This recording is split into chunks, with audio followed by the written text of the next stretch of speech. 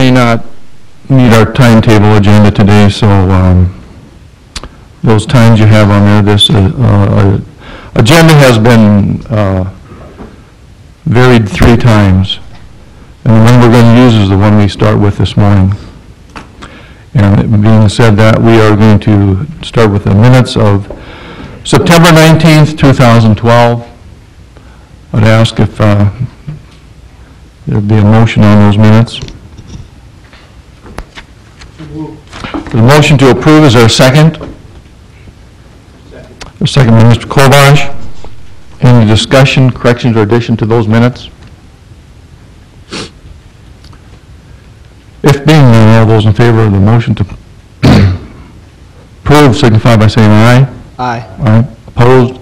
Motion carried. We also have the minutes dated 4/18/2012. It should have been in the September packet. I'd ask for a motion for approval for those minutes. I'll make the motion to approve the April 18th, 2012 planning and zoning commission meeting. Been a motion by Mr. Elkins. Is there a second? I'll second. Second by Mr. Krieg. Any discussion, correction, or addition to those minutes? Being none, all those in favor of the motion signify by saying aye. Aye. Aye. Opposed? Motion carried. Minutes approved. First item on the regular agenda is a rezone request.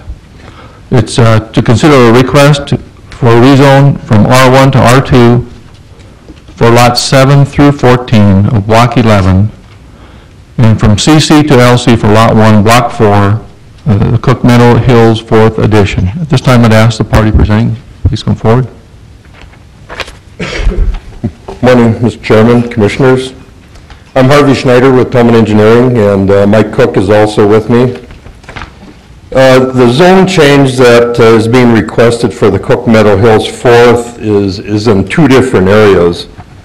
And the first area would be the, let's talk about the Block 11.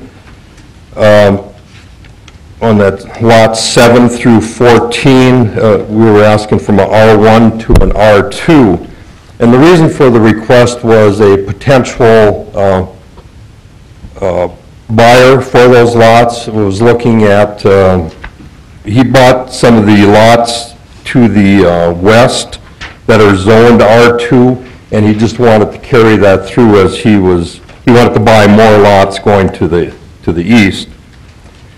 I guess originally when we came in, there was some discussion about we wanted to originally bring in lots 7 and 8 and 13 and 14, and then talking with the city, they said that maybe we should just consider doing the R2 over the whole block, okay? But since this has all been done and everything, Lot 11 has been sold, okay? And there is a single-family residence on that lot, so I guess on that particular one, we can't really speak for them on that. I don't know how exactly that works, but, driving out here this morning, Mike and I were talking, and, we're considering, since that one house is in there on that Lot 11, if, like, say, lots 10, 11, and 12 could stay with the R1, and then rezone the rest to the R2. I don't know what your feelings are on that.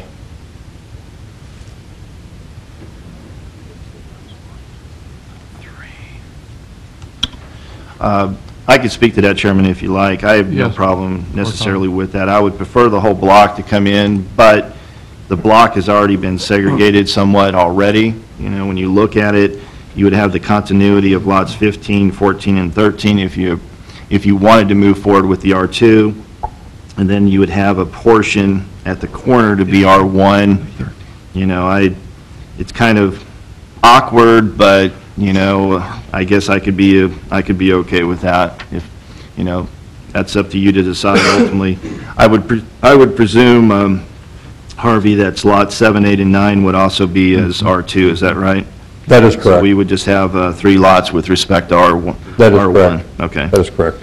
And in light with the issue that I know that Matt will talk about We do have a portion in our code that recently was revised with respect to setbacks from oil wells, and minimizing the density next to it is probably a good idea because there's a 300-foot separation with respect to that. So, lots 10 and 11 are part of that area that would be included within that 300-foot. So I would have no problem with doing that. Mr. Corton, which lot is the oil well on? Oil well is number 6, the irregular shaped lot in the middle. So, that came after the fact, after the plat was recorded, and that's an issue that we've been discussing with Mr. Cook on the implications of the ordinance with respect to the current land uses on the property, and trying to come with some kind of a situation in order to deal with all the housing and also developments for that. So that's an issue that's hanging out there. Conceptually, I'd be okay with that, but I do have some concerns with increasing the density of an area that potentially some of those lots are at this point potentially considered unbuildable with that radius. So I would like to defer some of my comments. Conceptually, I'm okay with that, but I would also like to get some comments from our attorney with respect to that, and I think it's probably would be necessary as part of the deliberation for this. Mr. Colling. Mr. Chairman, Commissioners, as Mr. Corton indicated, the revised ordinance with respect to oil wells and building distances away from oil wells was increased to 300 feet after the final on this plat. So if the city enforces that ordinance by its terms, some of those lots around the oil well will be rendered unbuildable. I know Mr. Corton's office has been talking with Mr. Snyder and Mr. Cook about what sort of accommodations we may be able to make, and there is some leeway within the code that would allow for a variance or something like that. I know I've talked the issue over with our city fire chief, and he has, I believe, some possible accommodations or solutions to that issue too. So we'll continue to work those issues out with the applicant here. I don't believe that issue prevents this application for rezoning from moving forward today. Whether these lots are zoned R1 or R2, that issue is still going to be there, and we're still going to have to work that issue out with the developer. So I think at this meeting, we just want to put it on record that this is an issue that will have to be resolved between the city and the developer in the future, but should not hold up this application for rezoning today. Thank you, Mr. Colling. I have a question. Is the owner of Lot 11 aware of all this? I guess. Yes, yes. Okay. Okay, and then the second part of the zone request is up on Block 4, be Lot 1. And what we're looking for, the original request was from CC to LC, is what was requested. What's happening on the remaining portion, there's a contract is contingent on the zone change for this, but what the individual, the developer, is looking at is putting up an apartment complex, and part of the complex doesn't fit on all of the Lot 2. In particular, is what he shared with me was that some of the garages would be fall over into that lot we were looking at, LC. But I guess discussing that with the LC to put it on garages, or say if a corner of a complex would fall over, they'd have to go through a special use permit, is that correct? So we were just throwing out the idea there again is, would it be easier if we just made the remaining part of that Lot 1 instead of an LC, just rezone it to an R3? Or what's the commission's favor on that? Mr. Chairman, I could provide comments Yes, if you like. Mr. Corton. I would be in favor of this leaving it as an LC myself. That allows us to look at it holistically with respect to the apartment to see if it blends in. Okay. Also, for the developer with respect to that, they can do a contingency based upon getting that special use permit. If they don't get that, then, they could move forward with commercial. It provides them greater flexibility in many ways, so. Okay. And then you have, to the north and south of it, you have commercial property. So, to me, as part of our discussions initially, you could do it as an LC, and if the property is compatible with the property to the east and to the north and south, then you could do it as a special use permit. That was my direction, and I think that leaving it as LC makes the most sense to me. Mr. Chairman, Yes, Mr. Jack? a month ago, we were told that there was still going to be some light commercial development on that lot along States. Are you saying that's not the case now? I guess I'll have to refer that to Mike.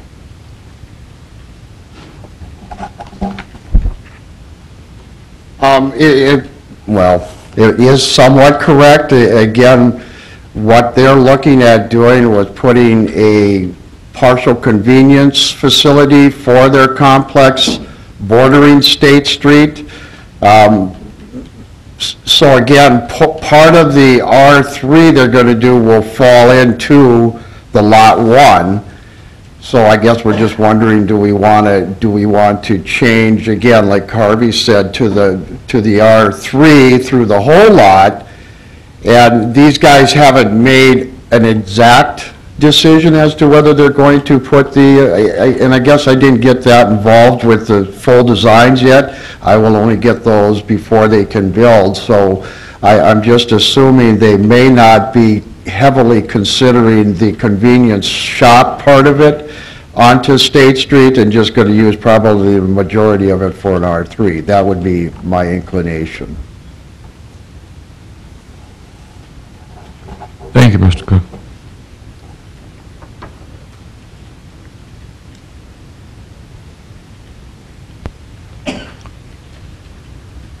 I guess if I could ask Mr. Catan something on this. If we left it at an LC and they came in for a special use permit, what is the time frame for that? I mean, if they come in with a full site drawing and part of that does fall into the LC lot, what kind of a time frame would they be looking at to get that completed? We're looking at, if they had everything together and they met the deadline, the earliest would be about 4 months to go through that process. And I think that's all we're trying to maybe really speed up for them is rather than going through it now, do we just go ahead and make it a full R3, let them decide that that's what they want, and it would save that 4 months of having to come in to do the rezoning. But we're okay with either way. Okay. At this point in time, it has been advertised for, to an LC, so we can't change that.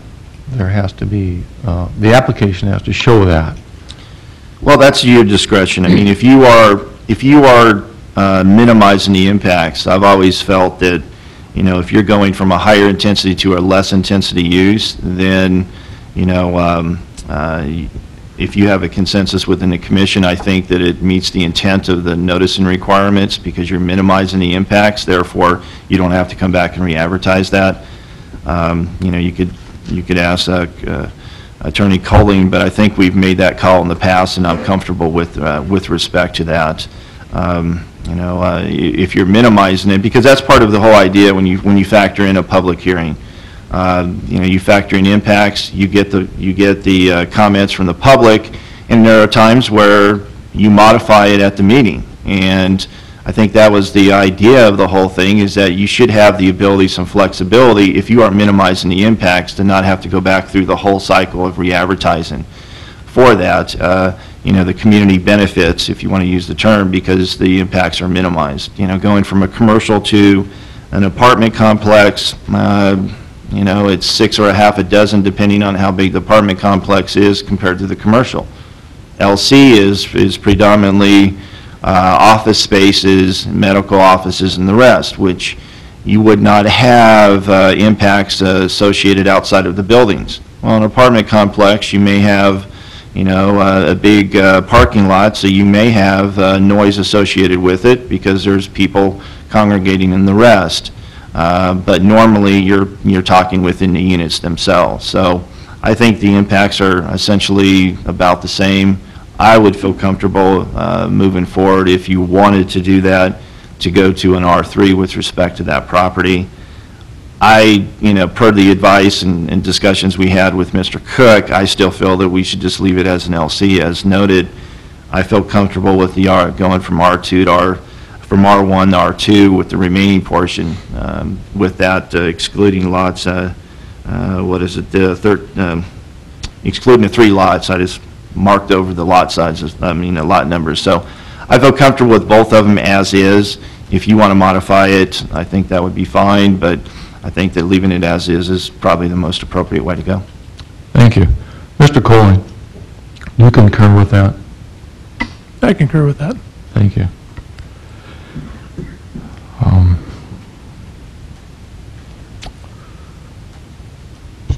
Mr. Chairman, Mr. Ed, do Tudor. you want one motion or two because it's different blocks? Or should we consider them as, You could have, for this, it could be one motion. All you got to do is exclude those 3 lots as part of your motion. If you want to break it up in 2 different ones because you're not sure it's a consensus, that is fine to do it that way, but I think you could easily do it as one motion. Any other comments, questions? Is there anyone from the public who would like to make comment on this rezone request at this time? Please come forward and we'll hear what you have to say. Hi, I'm back again. I'm Jan Perkel. I live directly south of this development. And I just want to make one comment about increasing the Block 11. As I go through the paperwork as this project has developed, I looked at the initial master plan that was brought forth, and I compared it to the accepted, and in comparing it to what is there now. There is creep happening. If you look at the number of lots that were R1 on the original versus R2, they've stepped up and creeped and taken more R2 from the master plan to what was accepted, and now they're creeping again from more R1 to R2. And I just see this happening in 6 months. Am I going to be back again? They're going to have more R1 into R2. This development is getting more and more dense every time I come forward, and I just want to bring that to your attention. They only do it in 5, 6 lots at a time, but it's happening, and it's getting higher and higher. I live on a rural residential, and I went out there to be in the nice quiet, and the density is getting higher and higher. I just want to bring that forward. Thank you, Ms. Perkel. Do you have a question for her? Go ahead, state your question, and we'll see if she can answer. Yeah, Janet, I just had a question about the R1. I'm not super familiar with the area. I mean, what kind of development is existing in the R1? Right now, it's under development. I mean, it's vacant lots right now. They're selling the lots off and developing them. I live directly south. If you look at lot 14, lots 1, 2, 3, and 4, I live directly south. That's my property, right. So that Maryland Street where they're increasing the density from R1 to R2 is directly next to me, the next street over. So, I see if they want to change things, that's fine, but shouldn't then some of the R1 that they have, the R2 that they have be changed to R1 to keep the same amount of density? So it's even, I'm just saying, rather than, it was approved as a master plan, and then when it came to approval of the commission, I don't know, you probably don't know the story behind that, but all the neighbors that were supposed to be... Ms. Perkel, at this time, we won't revisit that. Okay, we won't revisit that. Okay. But I'm just saying that these things are happening, and I just want to bring it forward that every time I come here, it's increasing the density. Thank you. Thank you. Is there anyone else who would like to make comment at this time? Please feel free to come forward. Anyone else on the commission wish to make comment? Mr. Chairman, Mr. Krieg. I kind of agree with Ms. Perkel there. Seems like we are changing a lot, and it seemed like about 3-4 months ago we talked about subdivisions, and having a certain percentage of R1s. And maybe Mr. Catan, could you refresh me on what we were talking about as far as a percentage number? Do you recall? As part of our comprehensive plan, we're looking at roughly about 30% or so, and we're close to that. Now, going from R1 to R2, that doesn't necessitate that they're going to have townhouses. They could have single-family, they could have duplexes on it. To have a duplex, you got to have 10,500 square feet. With respect to Mr. Perkel's comments, the city's going to grow. We're going to double in 10 years. This area has been known for many years that we're going to grow in this area. It's a natural area for growth. It's a natural area for higher density and the rest. If the issue is, should we stop growing? Well, we have annexations that are going to be coming to the west as well. Those are issues that all need to be factored in. But, going from an R1 to an R2 is not a significant increase in density. It makes sense in this area. State is going to be improved. It's going to be an urban service road. 34th Street is going to be a major road as well. If you're going to have higher density, it makes sense to have it in areas that can accommodate that. It is natural for areas to change. I mean, with respect to the master plan, that was never approved. It was never officially approved. It was just a sketch plan. I know that was prior to me getting here, but when I came here, I wanted to have the rest of this vested in as a preliminary plat so you could address all the impacts. And that's how we're looking at things. We have another plat coming through with the villages coming in, and we took all that in consideration instead of doing it as piecemeal with that. But going through the process of changing things, that's in many ways a natural progression. You've got to evaluate it each and every time with respect to infrastructure, with respect to existing uses, and also where you are going as a community as well. But those are all part of your factors today. Thank you. Does that answer your question, Mr. Krieg? Yeah, and I'm not saying I disagree. I'm just trying to get my arms around what we were looking at for R1 on developments and where we were at. So, Okay. Thank you. Thank you. Any other comments from the commission? This time we'll close the public portion of this and I'd ask for a motion.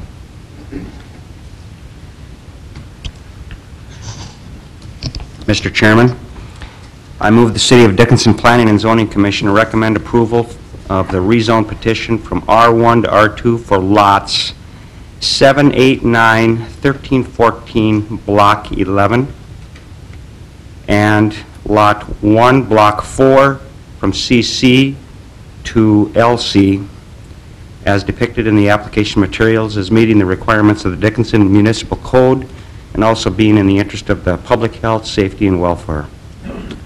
Thank you, Mr. Elkins. Is there a second? A second. A second by Mr. Tews. Any discussion?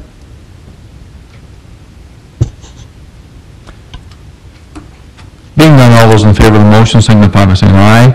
Aye. Opposed? Motion carried. Recommended to approve the rezone request of the city.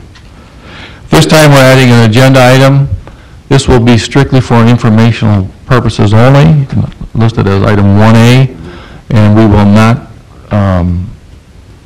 ask questions or take comments.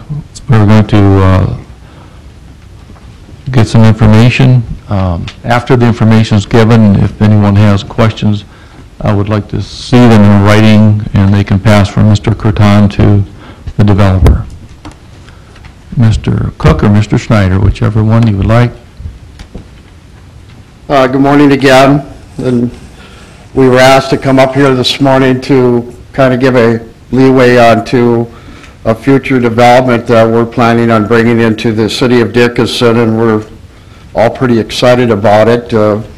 We've put together a pretty good team for this piece of land, and the piece we're talking about is the Harrah property, which is going to be approximately 310 acres directly to the west of the Cook Meadow Hills subdivision. We're going to hopefully bring in as good of a development as we've supposedly done, or hope you guys think we did on the Cook Meadow Hills subdivision. We had our request to push through or to continue, let's put it that way, at a commission meeting on Monday night, and that was pretty exciting to get going, and we're looking forward to working with, of course, you guys again, which we had a good couple of years working on the Cook Meadow Hills subdivision, and hopefully I think it went as well as we all expected it, and hopefully it's going to be a great addition to the city. This development, we are going to take Mr. Curton's suggestions, and we're going to be coming in with a full master plan or a good outlook on what we plan on doing with the property. But I think the consensus is probably going to be to phase it into phases as we did in the Cook Meadow Hills subdivision. So we're pretty excited about it, and everything is on the move, and I'm assuming we're going to be in front of you not too long from now. So I'd be happy to answer any questions if anybody had any. If there's any questions, they make them very short. I do appreciate your willingness to give us a heads up on your future plans. Thank you. Anybody have any brief questions? Thank you, Mr. Cook. Yep. We'll continue on. Item 2, it's a rezone request. To consider a rezone petition from AG to R2 for Lot 1, Block 1 in the Northern Heights subdivision. This time I'd ask if there's a party here presenting, please come forward.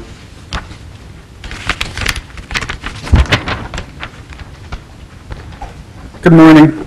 My name is Chuck Geisen. I'm with Landmark Development. And we're asking to get, this is in the middle of the Cook subdivision. We're looking to get it rezoned from Ag to R2. Any questions at this time from Mr. Keith?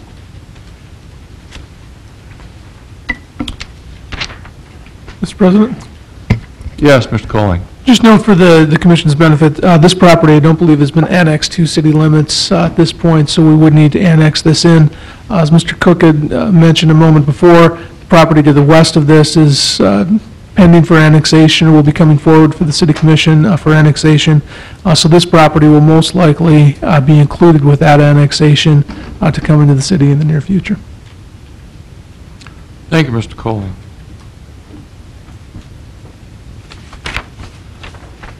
Any other comments or questions?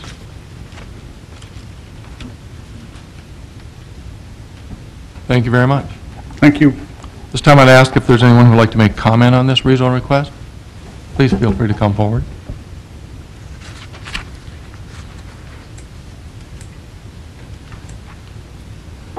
Mr. Corton, do you have any comments on this one, recommendations?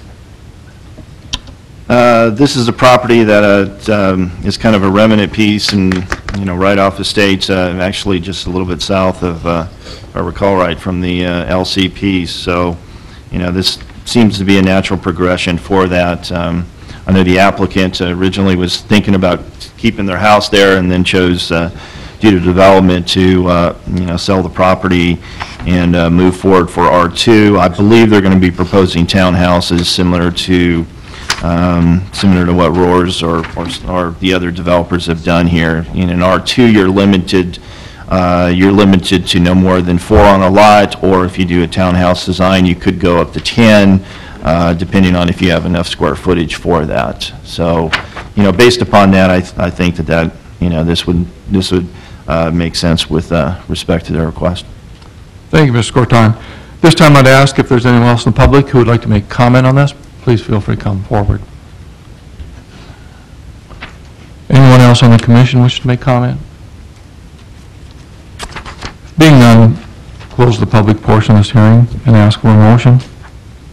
Mr. Chairman, Yes, Mr. Jack. I move the City of Dickinson Planning and Zoning Commission recommend approval of the rezone petition from Ag to R2 for Lot 1, Block 1, Northern Heights subdivision, as depicted in the application materials, meeting all the requirements of the Dickinson Municipal Code, also being in the interest of public health, safety, and welfare. Is there a second to that motion? Second. Is there a second? Any discussion? Being none, all those in favor of the motion signify by saying aye. Aye. Aye. Opposed? Motion carried. Recommend approval. Mr. Chairman, if I could just make a general comment with respect to, we changed, several months ago, we changed the park ordinance. And as part of that, if you're rezoning property and you're increasing the density for that, then park fees would be required for that additional density. I want to let all the applicants know that that prior to the final, if it's approved by City Commission, prior to signature for that they will need to go to the Parks Department and pay the difference with respect to park fees.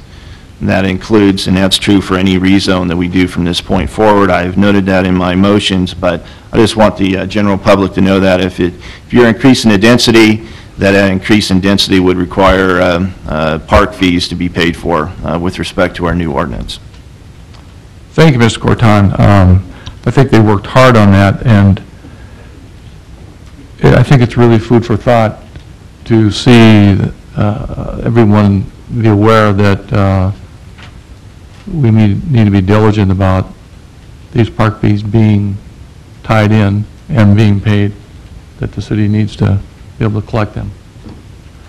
Mr. Chairman, Yes, Mr. Krieg. is there a time frame set when those fees are supposed to be paid in the new ordinance? Is there a time frame in that, Mr. Colling? I believe it's on final approval whenever the final plat is filed, or whenever the final, second reading, final passage of the zoning ordinance would occur. And is there a penalty for not meeting that time frame? Is it enforceable? Well, it's certainly enforceable. We have enforcement mechanisms through the building code and through not issuing certificates of occupancy if those fees are not paid. There isn't per se a penalty included in the ordinance itself, though.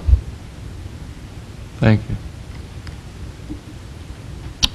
Mr. Chairman, with respect to that, as staff side, we'll put that as a condition of approval. We could put that on for each rezone for the first reading, and then prior to the second reading, this is a policy issue. We could probably withhold it until we get those fees, or it just doesn't move for signature by the president of the City Commission. So in essence, it would be in limbo until those park fees are paid for. So it would not be official until those park fees are taken care of.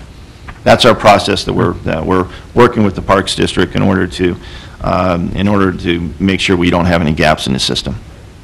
Thank you. At this time, we'll move to item 3 on our regular agenda. It's a home occupation permit. To consider a home occupation permit to allow a tax accounting business in a residence zoned R1. The address is 3721 114th Avenue Southwest. This time I'd ask the party presenting, please come forward. Good morning, Mr. Chairman, Commissioners. Thank you again for allowing me to come. Not to waste any more of your time, but you have the information at hand. Sir, we'll have you identify yourself, please. My name is Larry Robinson. Okay, thank you. A little short background then. I've been a tax accountant or tax and accounting in Dickinson. It'll be 36 years in January. We're down to a mom and pop operation, looking at about 8, maybe 10 years before retirement, and put in a situation where my current office, which is month to month, been put up for sale, and in my business, I need to have a stable location so my clients can find me. And we've looked at other alternatives, and we decided that, we want to probably retire in Dickinson, so we're looking at, not for this morning, but we have a permit in to add a home addition, which I don't believe is going to happen before this tax season. So we're looking at the possibility of just putting the office in my home for this coming year, and then potentially this home addition for office space in the future. But the biggest concern is that with the building for sale, if it is sold, we're going to have to relocate rather quickly. We've looked, and there aren't a lot of options that really work for us. So hence, we're requesting, like I said, the allowance to put the tax and accounting business in our home. Time is of the essence. You've got the information, I'm sure, at hand. So I'd welcome any questions, comments you may have concerning the request. Thank you, Mr. Robinson. Any questions for Mr. Robinson? Mr. Corton? Thank you, Mr. Chairman. Mr. Robinson, I just wanted you to be aware of, in your application, you noted, you went through generally what we're talking about, but you need to be in compliance with that specific portion of the home occupations, home occupation provision. and I could provide that information for you. It specifically talks about no more than one employee, limiting your traffic and so forth. And I think based upon your proposal, you meet that, but you want to be aware of it. That's a condition that we have as part of the approval of that. And then also that your home occupation, if you change the use of the business more than a year, then that home occupation ceases. It does not transfer to somebody else. So if you sell the property, it would not transfer to that person. So just wanted you to be aware of those. Right. Thank you. Any other questions for Mr. Robinson? Thank you. Thank you. This time I'd ask if there's anyone in the public who would like to make comments on this application for, essentially it's a special use permit for a home occupation permit. Please feel free to come forward. Anyone else on the commission wish to make comment? Close public portion of this hearing, and I would ask for a motion. Mr. Chairman, I'll move that the Dickinson Planning and Zoning Commission recommend approval of the home occupation permit to allow tax counting business as meeting all the requirements of Dickinson Municipal Code and also being in the interest of public health, safety, and welfare.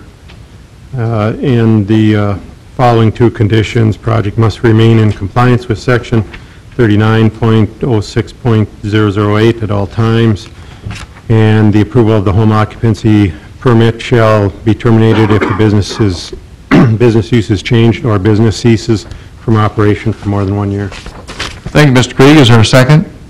I'll second that. A second by Mr. Elkins. Any discussion? Being none, all those in favor of the motion signify by saying aye. Aye. Aye. Opposed? Motion carried.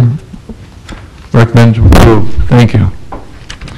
Item 4 on the regular agenda is a rezone request and a final plat to consider a rezone from CC and P to PUD for a property situated to the east of I-94 Business Loop, to the north of Fairway Street and the west of 23rd Avenue West. The property size is approximately 73 acres.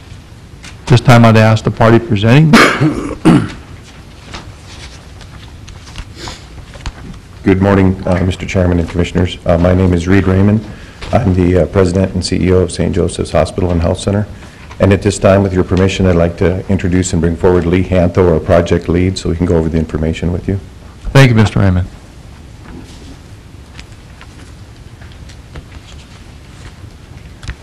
Good morning. I'm Lee Hantho. This request is to take the current entire property, which the hospital has acquired over the past year and a half, so they're the sole owner now of all 73 acres, and convert that to a single lot in this administrative replatting process, and therefore allow the hospital project to begin.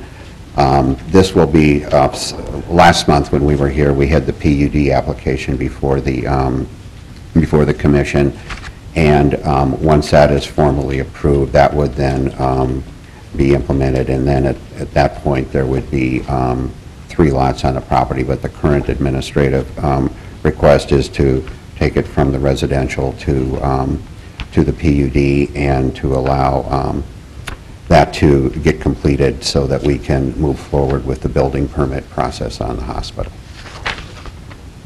on that. I don't know if there's, any specific questions to try and answer. Craig Kubas is also here, who's been working on this, and we've had the support and assistance from the city staff also on this. So it's been a pretty collaborative process thus far, and we appreciate that. Thank you. It's our understanding that it has been a very good process. Anyone have any questions or comments at this time? Thank you very much. Okay, thank you. And Mr. Croton, I would ask for a comment from you on this and a recommendation too. Yes, thank you, Mr. Chairman. With respect to the comments, city staff has been working with the applicant. We had met with them way back early part of the summer, and then the funding came to fruition, and so we've been trying to accommodate this as best we can within the bounds of our regulations. I've proposed, as part of this PUD, I've proposed 11 conditions of approval. The site plan that you have in front of you is not going to be the completed one. It, in essence, shows generally, with respect to the buildings where they'll be located, but the roads are yet to be determined, and I want that to be put on the record. That's why we're requiring a traffic impact study before they come back with their preliminary plat to segregate the properties. The subsequent one to this is a one-lot one. In essence, what they're doing is vacating all the existing dedicated roads and easements in order to accommodate this development, and then they're going to come back later and plat it later. But I don't want you to feel that the road alignments on this and other issues are etched in stone, because they are not. They have not been negotiated with the city. So I just wanted to clarify that issue. But the locations of the buildings, the size of the buildings, the general property and the rest, that is, we're comfortable with that. We have conditions, we have a PUD plan with that. So I would recommend as part of your motion that you include all 11 of the conditions of approval with respect to, there will be some changes to that, but those changes will be brought forth for your attention to discuss and deliberate. Thank you, Mr. Corton. And I would ask Mr. Corton, the developer has the awareness of all 11 conditions that... I had forwarded those on, I think, prior to the last meeting, so if not, then we could forward those on. We've discussed these on several meetings with the applicant and part of their team as well. And essentially they're for the benefit of both parties, the city and the developer. Excuse me? They're for the benefit of both parties, the city and the developer. Yes, yes. Right. And what you have in front of you today, you know, this petition right now is essentially the rezoning for the PUD. And PUDs, in many ways, you show the extent of your development, but you still have flexibility with respect to the site plan and, you know, to make some minor accommodations. Normally, when I have a PUD, we would ensure that those road alignments and significant ones of that nature are addressed to the satisfaction, but at this point, we're going to get a traffic study, and instead of unnecessarily delaying this project 6 months in order to accommodate, you know, the exact alignment of the roads, we will address those when they come back with a plat in the next couple of months to make sure that those road alignments, off-site improvements with respect to transportation will be addressed. Thank you. This time I'd ask if there's anyone in the public who would like to make comment on this rezone request and final plat. Please feel free to come forward and make your comments. Anyone from the commission wish to make comment on this?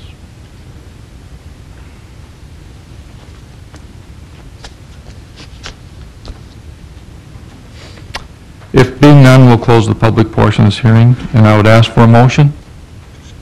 Mr. Chairman, Mr. Hughes. I move that the City of Dickinson Planning and Zoning Commission recommend approval for the rezone petition from CC and P2 planned unit development as depicted in the application materials and meeting all the requirements of Dickinson Municipal Code and also being in the interest of public health, safety, and welfare with the following 11 conditions that Mr. Corton has laid out, unless he wants me to read them. Thank you. My Catholic education wouldn't do that well. Thank you, Mr. Hughes. Is there a second to this motion? I'll second that. A second to the motion. Any discussion? I'd just like to say thank you for the party and for their patience, and hopefully this will get them moving forward in the direction they want to go. And Mr. Corton has been, this is like his favorite thing is to do a PUD, so I think you're in good hands. All those in favor of the motion, signify by saying aye. Aye. Aye. Opposed? Motion carried. Rezone request and final plat recommended for approval. Thank you very much. It is. Yes. At this time, we'll continue on with this item. We may take a break after this one. We have item 5. It's a preliminary plat.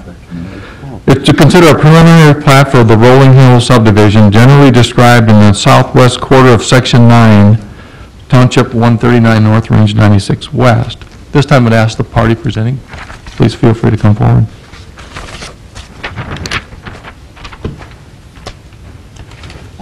Mr. Chairman, members of the committee, my name is Dean Rao. I represent Interstate Engineering. We are presenting this for Cressley Homes. We do have a PUD submitted for this area to bring in apartment complexes, and this is just part of the process we need to get to, so we're looking at getting the approval for the preliminary plat to continue on with everything else. Any questions at this time for Mr. Rao?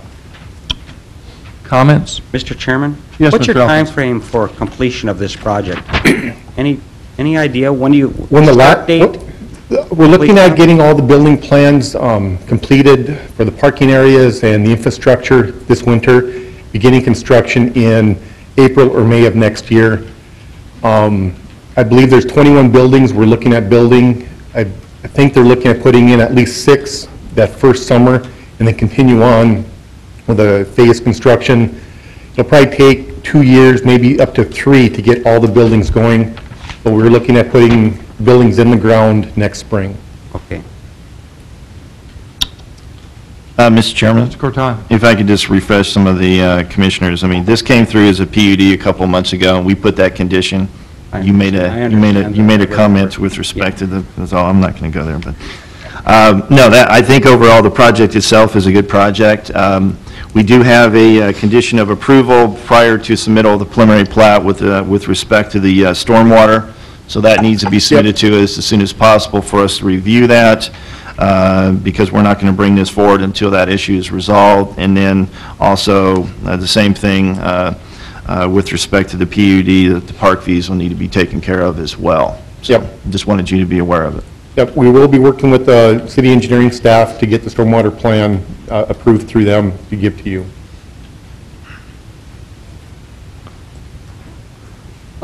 Do you know exactly when this was originally presented? It's been at least 6 months since we started the PUD process, I believe. As part of the PUD process, we had it that the timetable, they had 3 years in order to complete it. And the timetable would either start at the first CO of the building if it was done prior to 6 months, or that time period would start at 6 months. So, you know, whichever one is the first that, in essence, happens, that's when that 3-year time period. So if they wait, you know, at this point, probably they'll be looking at 6 months from that PUD approval. I think it was last month that they received the formal one through City Commission, and then 6 months would start that 3-year period. But based upon their development expectations, I don't see a problem with that, for them to be able to accomplish that 3-year time period in order to get it all built out. Thank you. Any other questions or comments for Mr. Rao at this time? Mr. Chairman, have they met with the park board? I believe they have, and they have made an agreement to give them cash instead of a park area. Okay. Mr. Kovash? Yeah, that is correct. It was cash in lieu. You're happy about that? Yes. Thank you. Thank you. It's good to hear that someone's got their checkbook ready to write the check. Once the development does get going, there will be large common areas for the residents of the area. You know, it's mainly the apartment complexes. There will be huge green space and community areas for, you know, play areas for kids and things like that. You know, but we just decided to do, you know, a cash and payment to the park instead of having a citywide park. You know, having more of a community or one for the residents of the area itself and the development. Any other comments or questions for Mr. Rao? Mr. Kovash? Mr. Chairman, I guess the reason for the cash in lieu is there's likely to be some land south of that the Park District may get from the city, and then, of course, grass is not that far away from there, so that, and I think they were going to have some of their own amenities on site, so that was the reason for cash in lieu. Thank you. Any other comments, questions? Thank you, Mr. Rao. So I'm going to ask if there's anyone in the public who would like to make comment on this preliminary plat, feel free to come forward. This time we'll close the public portion of this hearing, and I'd ask the commission if there's any other comments. Being none, I would ask for a motion on this. Mr. Chairman, I'll move that the City of Dickinson Planning and Zoning Committee recommend approval for preliminary plat for Rolling Hills PUD subdivision as depicted in the applicable materials as meeting the requirements of the Dickinson Municipal Code and also being in the interest of the public health, safety, and welfare. And the following two conditions, I guess the stormwater that was discussed and paying the applicable park fees as noted. Thank you, Mr. Krieg. Is there a second? I'll second. And a second by Mr. Jackson. Any discussion?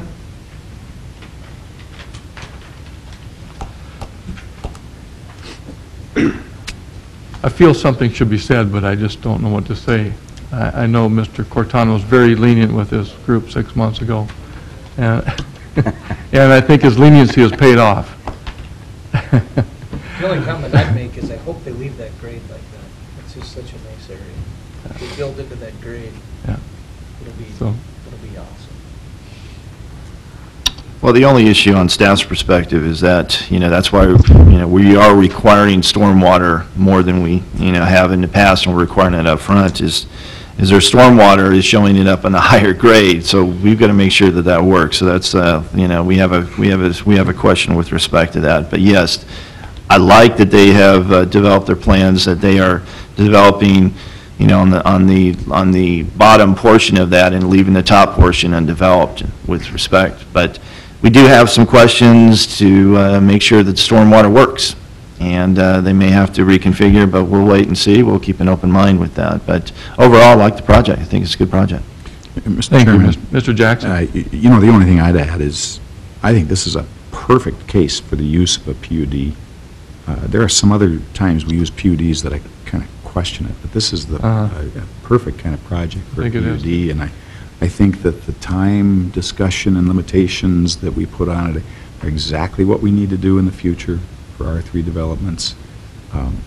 This is really a good project. Any other discussion? Thank you. If being none, all those in favor of the motion signify by saying aye. Aye. Aye, opposed, motion carried. Recommended. Thank you very much. This time we will take a recess, and so we can meet the timetable of an 8:15 item 6. Mr. Chairman, prior to the recess, we need to go back to the final plat for the hospital site. We included it as a rezone and final plat. They have subsequently left, but that's okay. I think we could easily cover that. But we need to go back and have a motion with respect to their to Hospital Acres. So if we could have that item before the next item after we recess, that would be preferable, or it would be staff's recommendation. That would be just fine. And that was presented that way, so at this point in time, I will ask for a motion for that. Mr. Chairman. Cortana's request. Yeah. I move the City of Dickinson Planning and Zoning Commission recommend approval of the final plat for Hospital Acres First Edition as depicted in the application materials, meeting all the requirements of Dickinson Municipal Code, and also being in the interest of public health, safety, and welfare, with the two conditions regarding stormwater management and the non-access easement. Thank you. Mr. Jackson, is there a second? Second that. Any further discussion? If being none, all those in favor of the motion signify by saying aye. Aye. Opposed? Motion carried. Recommended. Thank you. This time we will take a short break, 7 minutes. We'll be back. Thank you. Next on the agenda is a final plat. To consider a final plat for I-94 Industrial Park, 3rd Edition. Generally described as a tract of land located in the northeast quarter of Section 6, Township 139 North, Range 95 West. Enclosure number 6, and at this time we do have another addition to that we were given this morning, an updated version, so I'd ask the party presenting, please feel free to come forward.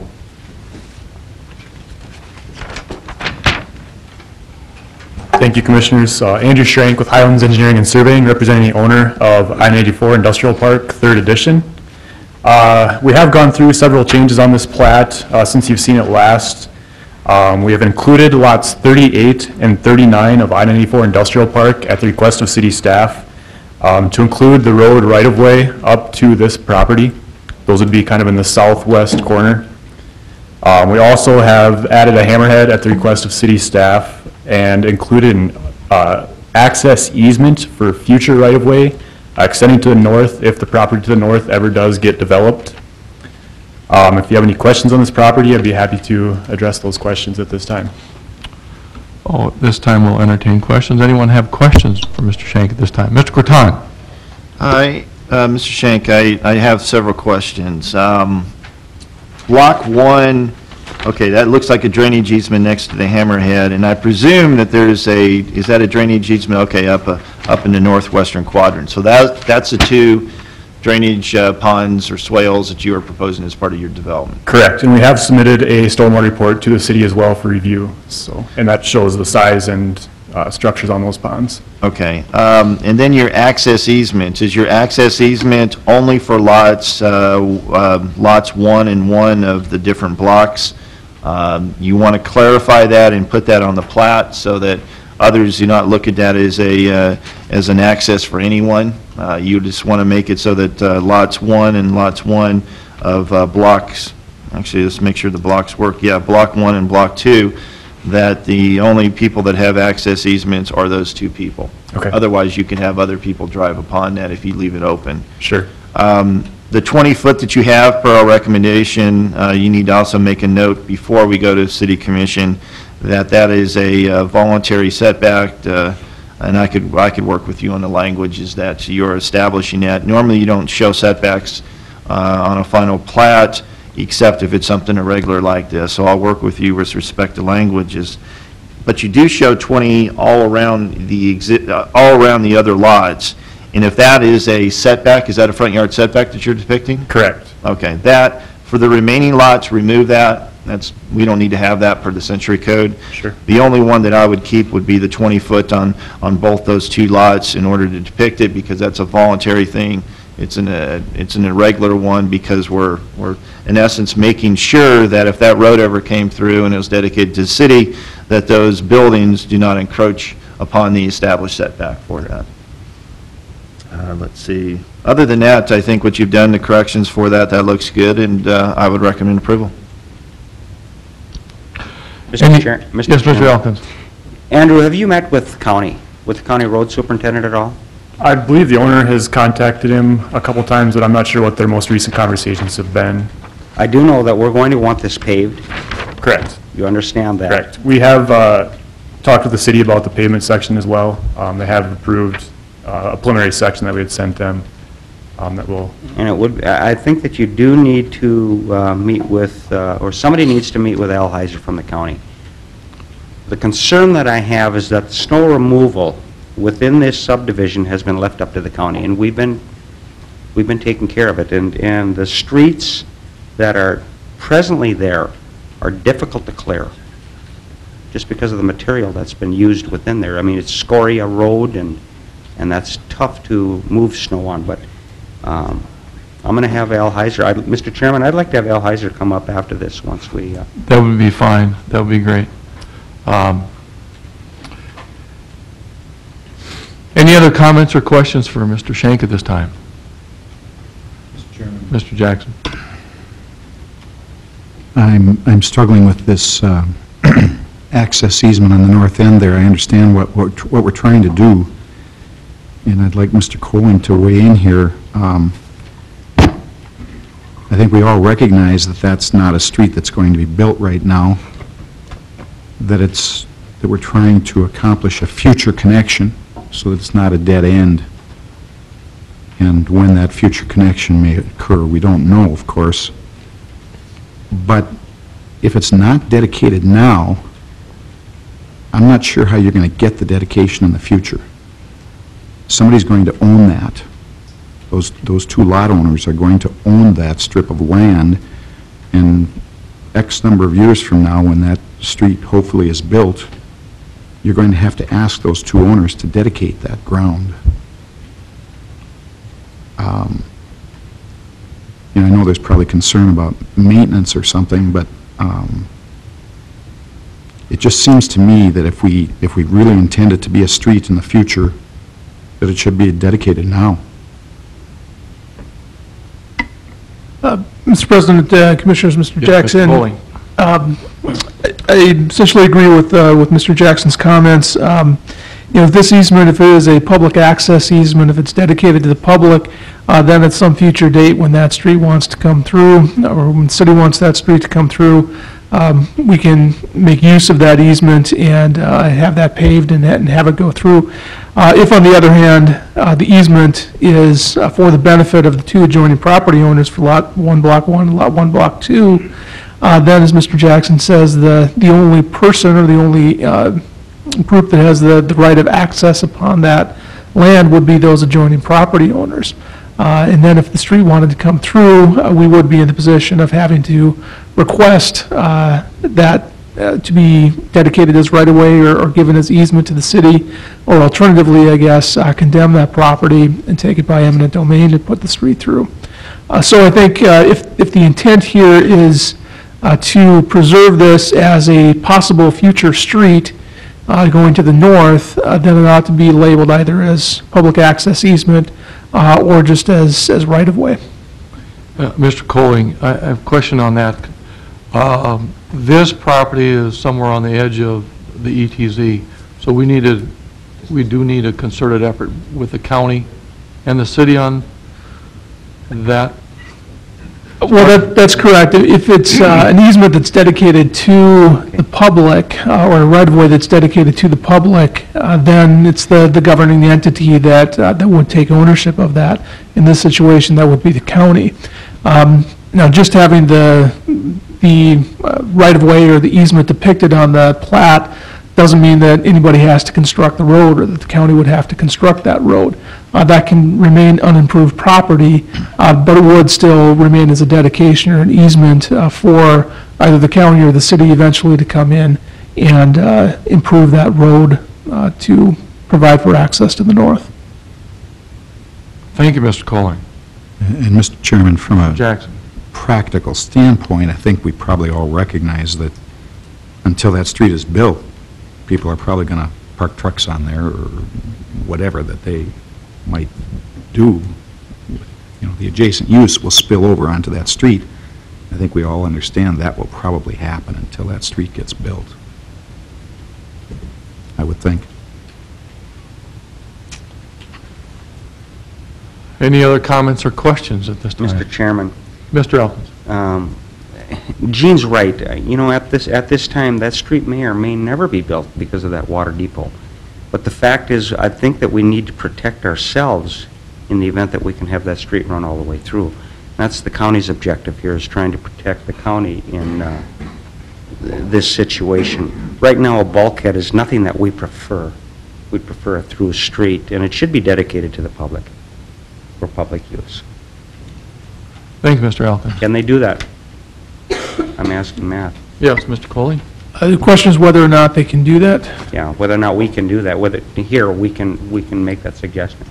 We can. That is your jurisdiction as a planning and zoning board to require that to be dedicated to the public. Again, I think it depends on the intent of what that easement or what that road is being preserved for. If it's intended to go to the north and preserve access for the public eventually to travel over that, then I think the platting stage is probably the time to do that, to preserve that for the public. Thank you, Mr. Colling. Any other comments? Mr. Shank? I have one last question.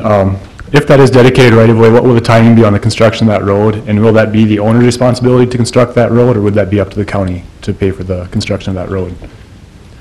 At this time, I'm going to let Mr. Mr. Heiser make comments. I think it would be worthwhile for us to hear his comments now. Thank you. Okay? And maybe he can answer that, put some light on it, and Mr. Colling can probably add to it. Thank you. Good morning, everyone. One of the concerns, with that road in the Hammerhead, I don't know if that's just a different term for a cul-de-sac or what it is, that my concern is turning around in there. And I believe the elevation right now of Southwest Water is up quite a bit higher. They're kind of perched out on a little bit of an island there. In order to construct a street into that, I don't think there's enough right-of-way. I mean, because they're up fairly high. So I think it would be pretty difficult to construct a street. And I did talk to Southwest Water. They weren't, and I don't know how this particular thing was platted to begin with, if there was ever a street designed to go through. I think they're not real willing to give an easement because it'll kind of mess up their system they have going, because the trucks come in and double park and they make a loop around, get their water and out they go. But if the street is opened up, well, then it changes their whole plan, what they have in right now. So, and I agree with Mr. Elkin, I believe the streets do need to be paved. It's been quite a few years ago when they first started developing that area, when the boom started up again, and he asked if it would be okay to put some temporary surfacing down, and I think it's outlived its life. Now I think some permanent surfacing, because a lot of these newer subdivisions are required to pave, and I think it's time that he not only does this new stuff, but I think the old stuff should be done at the same time. Thank you, Mr. Heiser. And to address the cost of, anybody have any questions for Mr. Heiser at this time? Thank you for your input. And we will address Mr. Shank's question about costs and timeline. Who will bear the brunt of the costs, and is there a timeline on that if it's so approved?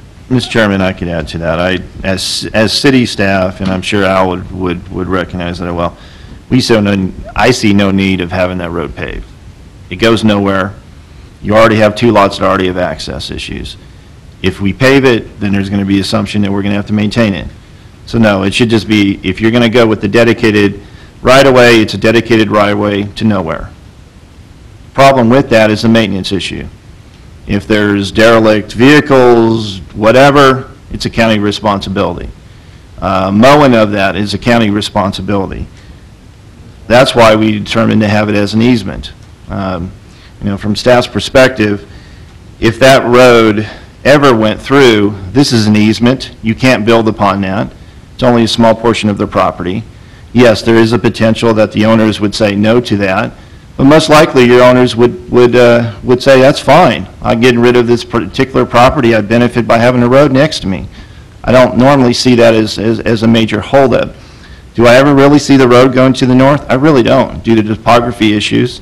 Southwest Water has their water depot. They have commented that this makes no sense of extending the road through there because that would adversely impact their water depot. But their water depot may only be there for 5 or 10 years anyway. Then at that point, you'll be different. The property to the east and probably to the northeast is probably going to be how they continually get access with respect to this development. Probably not going to go north. But that was a direction that you had from last month. I think just having an access easement for only those 2 lots makes sense. And then if the lot to the north comes in, then they have to work that out with these other properties of extending that road to that. Do I ever really foresee that it'll probably go through? Probably not, but that would be a significant amount of grading and excavating in order to accommodate a road. My understanding it's all unified ownership to the east, so they would probably come back with a bigger plat and they'd probably have a whole different road configuration.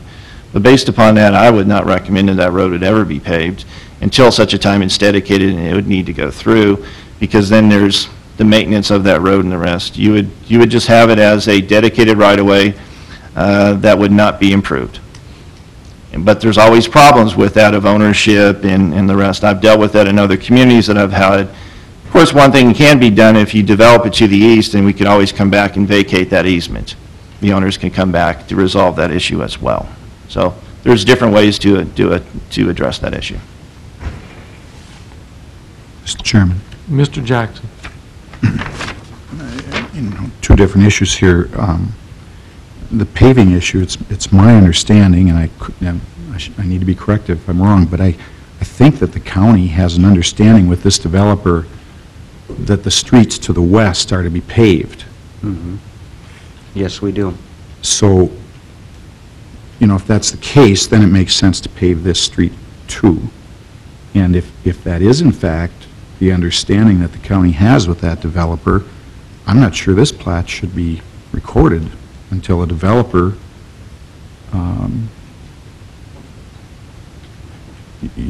takes care of his part of that agreement with all of the paving, if that's what the county has with that developer. Mr. Elkins, can you clarify, does that agreement go back some time, doesn't it? Well, this whole development goes back how long, Gene? It was before my time on the commission. And Late 70s. Yeah. I know that the streets have been something that we've had an issue with in the past. The developer has agreed, I believe, to pave those streets for some time, and yet that project has not been completed. I'd like, Al, if you could come up again, Mr. Chairman, That's is fine. that okay? Yes. We met with the developer a number of times. The main thoroughfare was supposed to have been paved. We'd had problems 2 years ago. There were, matter of fact, there were a number of service units that would not even go in there to drop off situations or in drop-off situations just because they could not enter. They couldn't get in or out. The streets were so muddy. Yeah, something needs to get done, and this initial part, I think, was platted, like Gene says, probably back in the 70s sometime. And like I said, when I come on board 8.5 years ago, and I'm not quite sure exactly, was a year later, whatever, that he asked me, can I put some scoria on just to get the base pounded in, and then we'll upgrade the streets. That has not yet happened. And I know when Mr. Soren was here, I think he probably sent them letters to that effect that, that something needs to get done with the streets. They can't be scoria forever. I guess they can be, but they're just tougher to maintain, and who maintains them, and they're dusty and everything else. Well, Mr. Chairman. Yes, Mr. Jackson. We have no jurisdiction over an old plat. No. But if there is that agreement, if you guys have that agreement with that developer, then... That's the 66, where is the agreement? I don't know. Well... it'd have to be researched. This has been a verbal agreement, though, and they had agreed to take care of this, Al. Right. And I really believe that maybe we need to hold this plat back until they do. If you have that agreement, that's what I'm suggesting. Because you'll go forever otherwise. I don't have direct access. It'd have to be researched and found, and probably go back and look at some old plat and some old... Well, that probably should be done, but if that's going to be the issue, I think then I see three major issues here that if someone's going to say, well, we have a problem here, then we need to hold it up and put in our wishes. Excuse me. Mr. Chairman, I think you bring up a valid point. Obviously, the county does not have to provide any connectivity with respect to the road to this if the existing road is deficient in their standards, and if they have an agreement, then just continue it until such a time as that agreement is resolved with the county. Just because somebody shows on a plat that they're going to dedicate it to a jurisdiction, the jurisdiction does not have to accept it. And if that connectivity leading to it is in question, then that's a natural thing to continue it until that issue is resolved. Within this development, we have a condition and it will be paved, but if that was part of a prior arrangement and that could be, and that could be proven and so forth, then that's fine. I think you just continue to plat until that issue is resolved with respect to the connectivity to the property. We do that with other ones in which we'll say, that road has to be upgraded leading to it, and that would be the same scenario here. So I would recommend that you continue it. The applicant work with the county to come to a resolution to that matter, either by a new contract or by whatever means, and then this plat can move forward. That would be my recommendation. Thank you, Mr. Corton. Mr. Shank, do you have any further comments at this time? No, I guess as far as the pavement to the west, I can't speak for that. I'm not sure what he has planned on those roads. I do know, as Ed said, he is planning to pave the roads in this subdivision, and we have worked with the city on that, getting an acceptable section for pavement and ditches and all that. So I can't speak for the west roads. I'm not sure what he has planned there.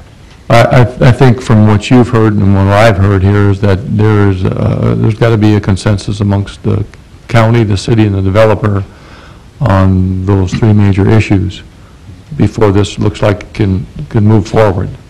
So we hope that, you've gotten the information that the commission is, asking for you to get those parties together. At the time we do move forward, I guess I would like to know for sure, are we going to have an easement or are we going to have right away? I'm not sure if we ever decided for sure. At this point in time, I would say further discussions, from what I hear, further discussions between the developer and the county and the city are going to have to take place on deciding what is best, because there's a cost incurred, there's a responsibility incurred there that some people are not really willing to take on right now, and maybe somehow the parties can get together, but I don't think that I can answer. I don't think anyone here can answer it, hopefully right now, because I've got a lot of questions.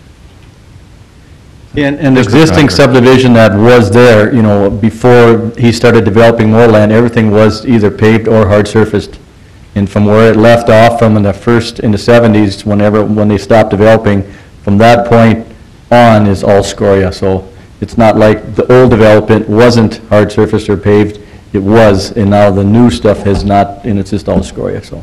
Thank you, Mr. Heiser. Mr. Chairman. Mr. Jackson. You know, we're overlapping two conversations here with the easement and the pavement. You know, I'm listening to Mr. Croton and to Mr. Heiser on the easement. They're both sounding like it's not practical to build a road through there. You know, this is a real imperfect situation with a long dead end, but if we're going to approve a plat, maybe we just need to get rid of it. Maybe we just need to end with the hammerhead and or cul-de-sac, whatever we do there, and just recognize that it's an imperfect deal because of terrain and being landlocked here, and be on with it, and just not do any easement at all. That's kind of what I'm hearing Ed and Al both say, so that a road through there isn't practical. You know, I would agree. That's why initially I thought that, you know, the road would just hammerhead or stop in the area. And Al and I may disagree with respect to hammerhead and the cul-de-sac. You know, to me, hammerheads make a lot of sense. But, you know, that issue there is 6 or half a dozen. And I'll let that be up to you to decide with respect to it. I don't see that we need to have that easement with respect going up north. I really don't see the development occurring at least for the next 5 to 10 years. I mean, Southwest Water's paid an enormous amount of money to build their industrial water facility, so they're not going to shut that down in the near future. And with the development demand that we have for industrial, I would think that we were going to have plats to the east, you know, within the next several years. And so that issue will be a moot issue when all said and done, because everything will occur around it. And Southwest Water, I don't perceive will ever allow that easement, because that would adversely impact their thing. So I think based upon that, I think we could easily draw a conclusion that they'll go around that just by the sheer economics and development activity that we have today. Mr. Chairman, Ed, do you see that ever developing to the east of this third edition? Further to the east? I would see that. Going to the east? Going further to the east? Right. Yes, I would see that that area would continue to develop to the east. So would we be better off looking at a street configuration that more or less moves to the east? Maybe that. Rather than having a bulkhead there? Have it veer off to the east, and then that makes sense to me. You know, I think ultimately you have that connectivity to that. If it comes in, if the plat comes further to the east and that is no longer necessary, you know, we could always come back and vacate that right away. We do that, you know, on occasion where you have subdivisions that had that initial idea of connectivity, everything developed in a different way. There was not that need for that, so you come back in order to get rid of a small section of property that's no longer necessary. So that would make sense. That would make more sense instead of proceeding to the north. That's a very good recommendation. And I would agree, Mr. Chairman. Yeah. You know, that just so there's some place, and Mr. Shank probably knows better than any of us where that place is, because he is familiar with the engineering aspects. That makes a lot of sense. I don't have a problem getting rid of that easement to the east, to the north, I mean. I'm just wondering about connectivity, and I do believe that this industrial park will expand, and I believe it's going to move east. That's a good point. 80 feet? Okay. I guess my question then, if if you required that, and I would recommend that that portion of the hammerhead stay as is, and then that would be, in essence, an access easement, if you want to use the term, or if you want to do a dedicated portion for that. It's a small area, it'd be on their lot, connecting to the east. I guess you still have the outstanding issue with respect to the connectivity further to the west. That needs to be resolved before you move forward on a vote today. Is that correct? Exactly. I think that we're going to recommend a continuation of this until we can resolve that street issue also. Okay. Mr. Chairman. Mr. Tooze. Mr. Elkin and Mr. Jackson, I'd like to comment more on this paving. With all these subdivisions, we've talked about all of them in that zone to have pavement to avoid this county road deal. I'd like you two to comment more on that, of where your thoughts are to have all of it asphalt or hard Mr. surface. Chairman, yes, if I might, Tracy, all subdivisions, our policy is all subdivisions within the ETZ need to be paved. That's fairly clear. Yeah. Mr. Chairman. So I think that takes care of the other comments that our road superintendent was concerned with, is that until the other agreements are upheld, that we don't move forward. But I also agreed that that right-of-way should continue on the east through Lot 4. That makes sense. Mr. Shank, you're aware of these comments then? And that gives you something to see what the wishes are of the county and the city and the...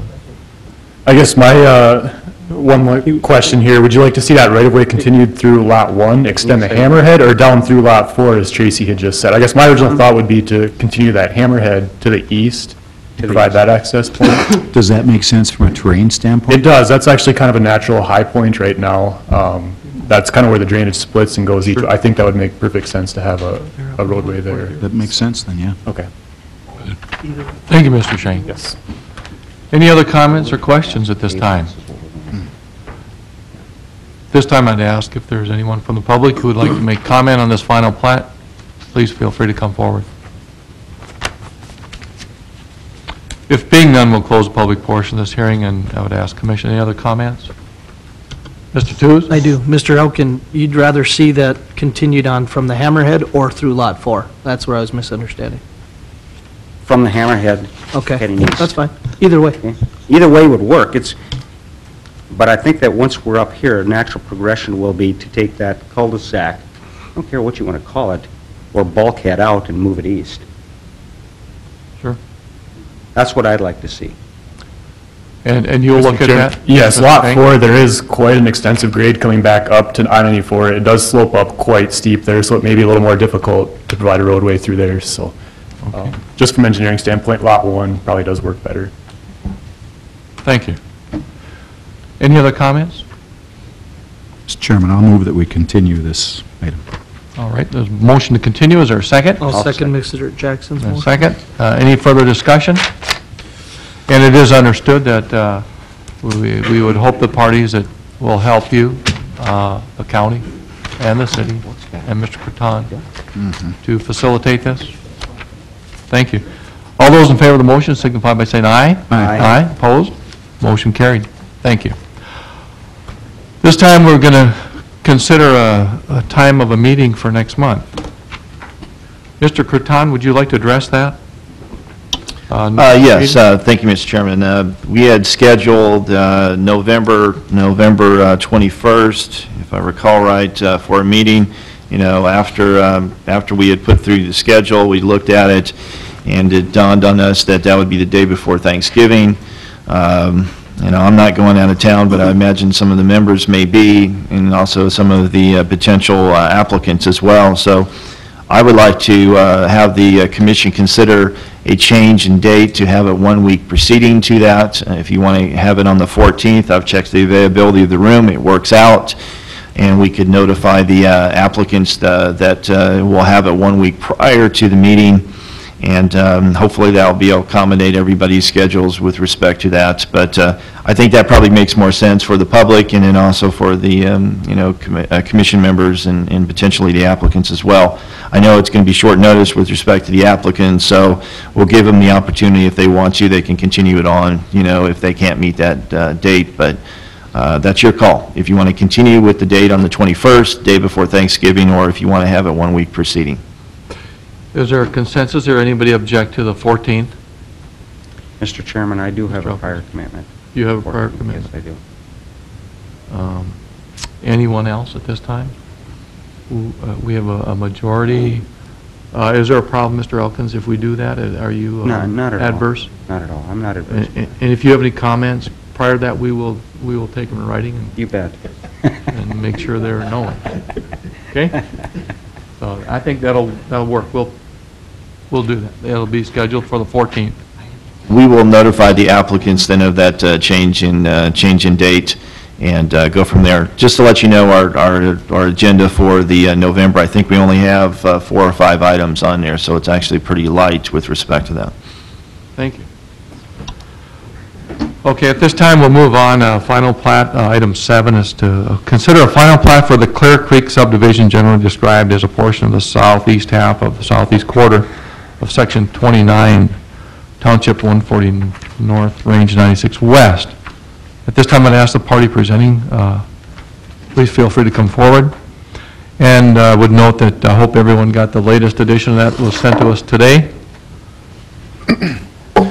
Good morning, Commissioners. Nathan Anderson with Lightoller Johnson Associates. It's my knowledge that the drainage study has been submitted and plans for 21st Street have been submitted.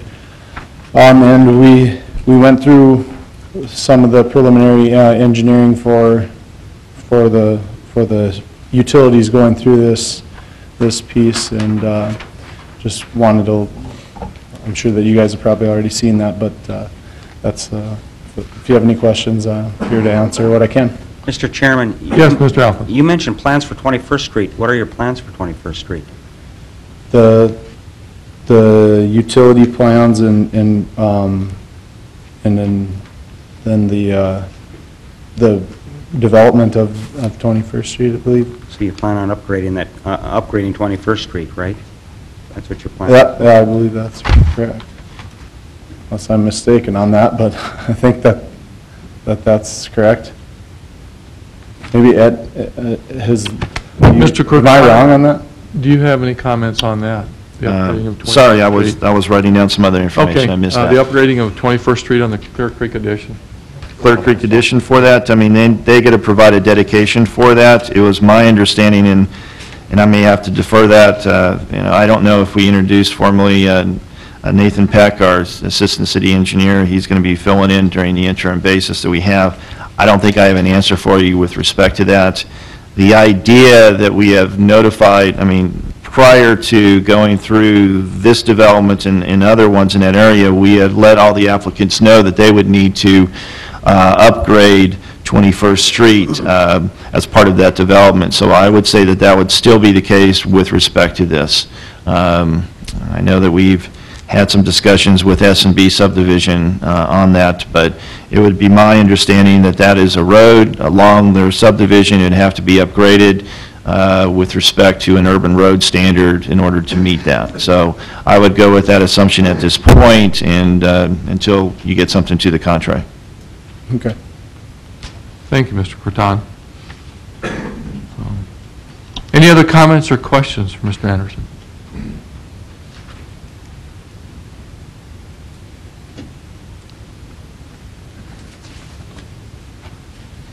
Thank you very much. Thank you for your time and patience. This time I'd ask if there's anyone in the public who would like to make comment on this, please feel free to come forward.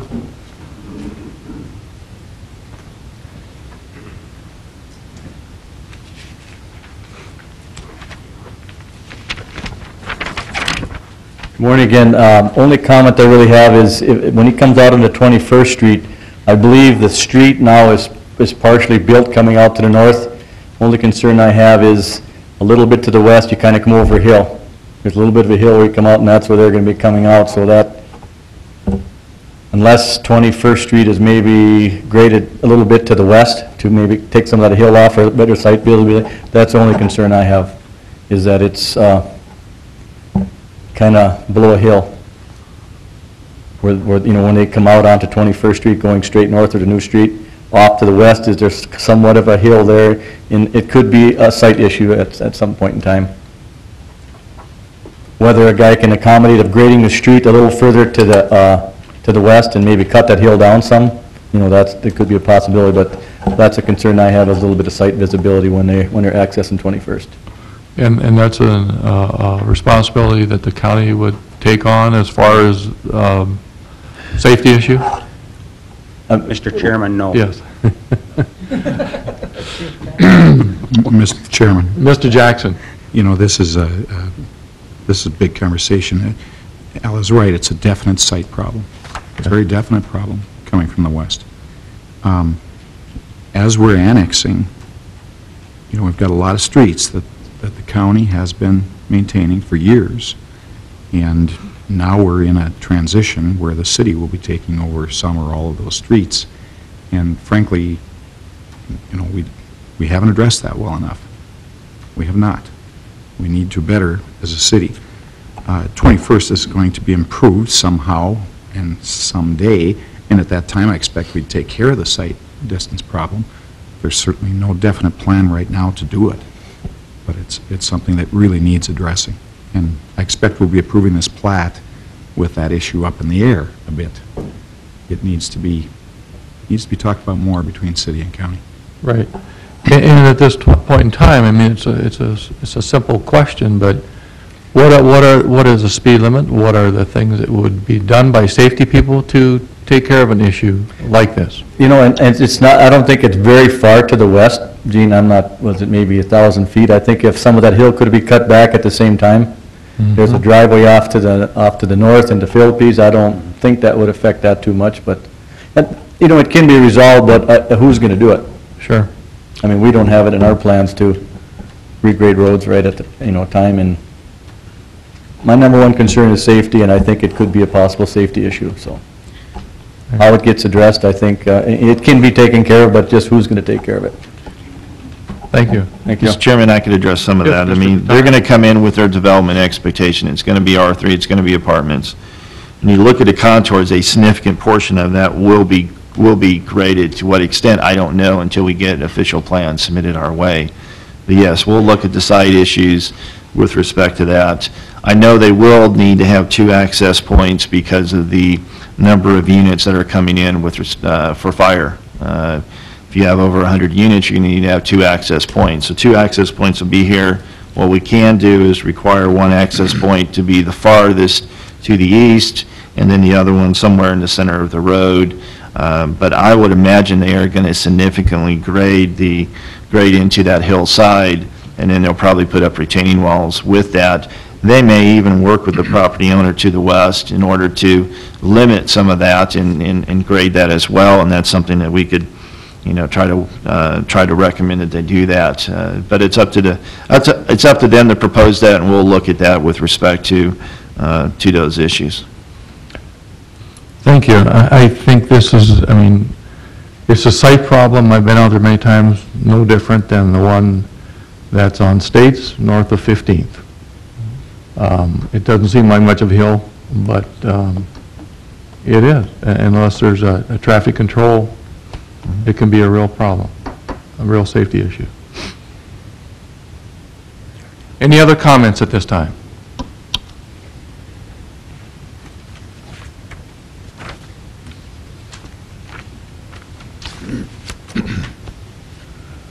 Anyone from the public wish to make comment at this time? Being none, we'll close the public portion of this hearing. Anyone from the commission wish to make further comments? If being none, I'd entertain a motion. The motion by Mr. Tooth. Is there a second? I'll second that. Any further discussion? Being none, all those in favor of the motion signify by saying aye. Aye. Opposed? Motion carried. Recommend approved. At this time, we have a final plat.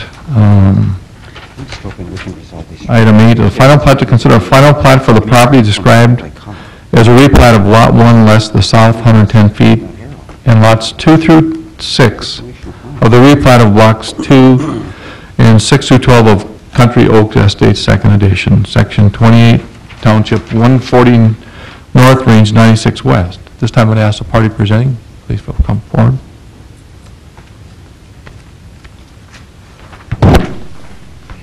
I am Jeremy Wood with Northern Plains Engineering and representing the owner on this plat. Nothing's really changed from the preliminary plat, but I will entertain any questions anybody may have. At this time, is there anybody having further questions or comments?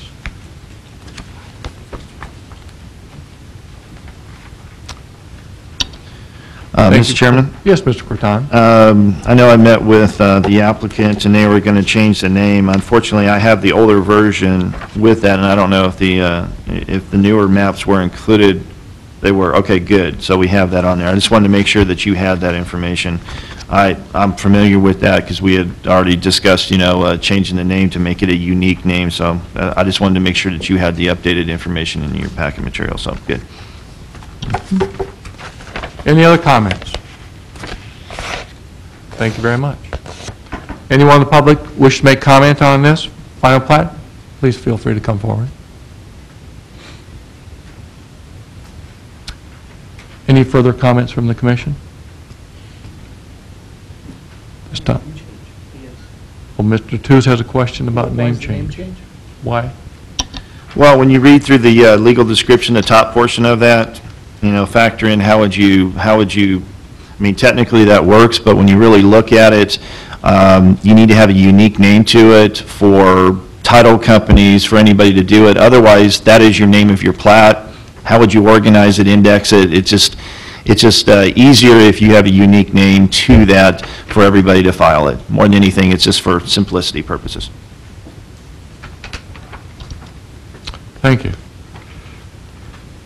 Any other comments? This time we'll close the hearing on this, and I would ask for a motion.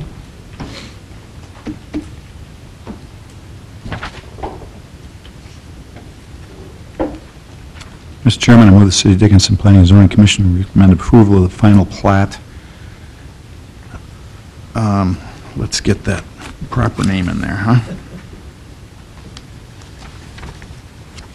Final plat of the Country Oaks Estates, 3rd Edition. As depicted in the application materials, meeting all the requirements of Dickinson Municipal Code and also being in the interest of public health, safety, and welfare. Is there a second to that motion? I second that. Been a second by Mr. Grimm. Any discussion? Being none, all those in favor of the motion signify by saying aye. Aye. Aye, opposed? Motion carried. Recommended. Thank you very much.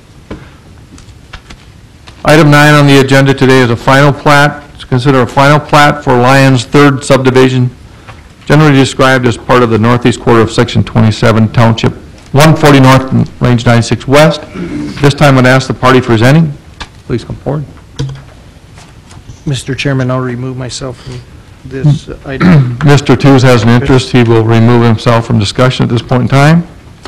Brian Bachman, representing Arista Development. I don't believe there was any major changes between their preliminary and final. I've been asked to step up and stand in for Mr. Schauman, answer any questions as best I can. Thank you. Any questions at this time for Mr. Bachman? Mr. Colling.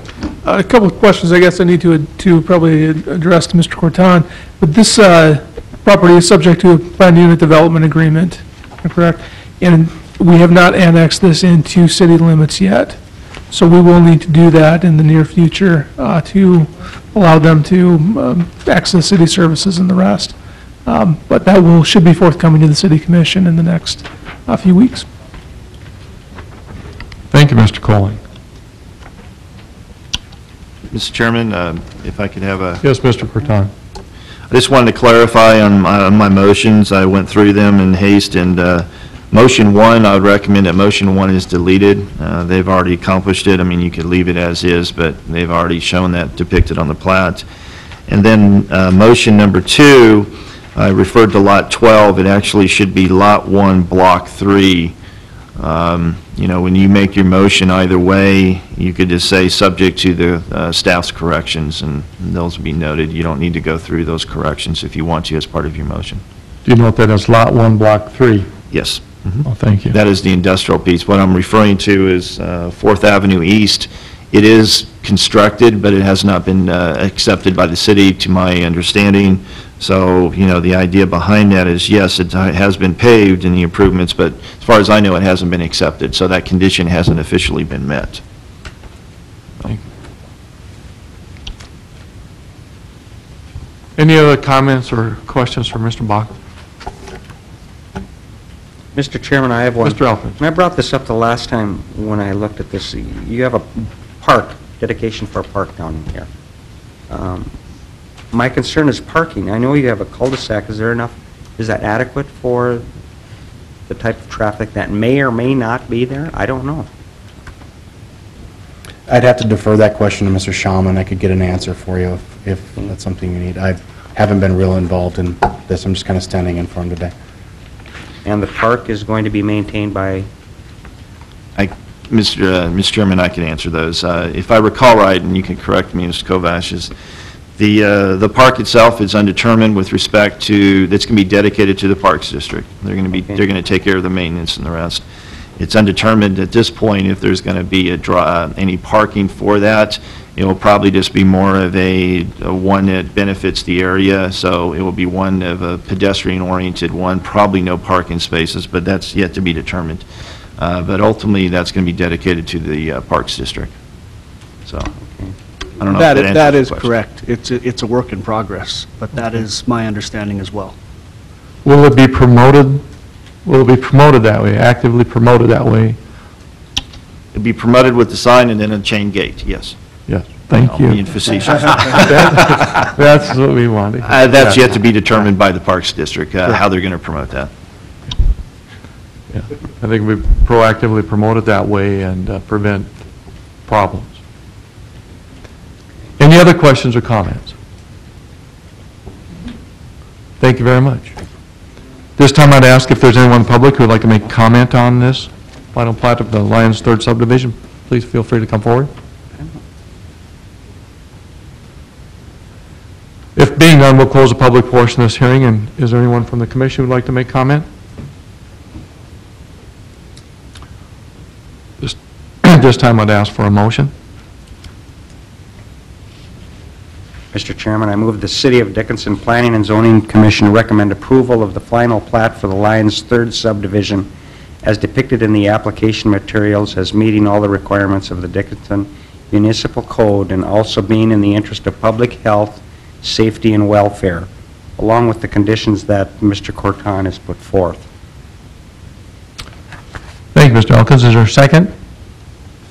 Second. There's a second by Mr. Krieg. Any discussion? If being none, all those in favor of the motion signify by saying aye. Aye. Objection? None? Motion carried. Thank you. Mr. Chairman, just for clarification that Mr. Bachman could bring back to the applicant, the firm map shows that area as an unstudied area, and as part of the stormwater plans that we'll have, just as information, that area will have to have further study. They show the outlying areas, and that's fine, but there still needs to be additional studies to be performed with that. I want them to be aware of it as they submit their stormwater plan, that area has to be studied more than typically, just due to the FEMA destination for that. And if they have specific questions, they could contact engineering with respect to that. So I just want that to be on the record. So, thank you, Mr. Corton. Make sure that is recorded. Thank you. This time we have item 10 as a zoning text amendment, to consider a zoning text amendment to allow accessory buildings to be located between the front building line of the principal building and the front property line in R3 zone districts. And Mr. Corton, would you like to present this? Yes, Mr. Chairman, I don't know if we have an applicant here for that. If not, I can go through that. I would like to hear from you first. Okay, that's fine. I met with the applicant from Roars. You know, they have proposed, as part of their other developments, to have the garages located within the building, the front of the building and the front yard setback. Currently, code prohibits that. You know, looking through the code, it's my interpretation that that section was really meant to be applied to single-family and duplexes. You know, last thing you want to have is garages in front of detached garages in front of residential structures.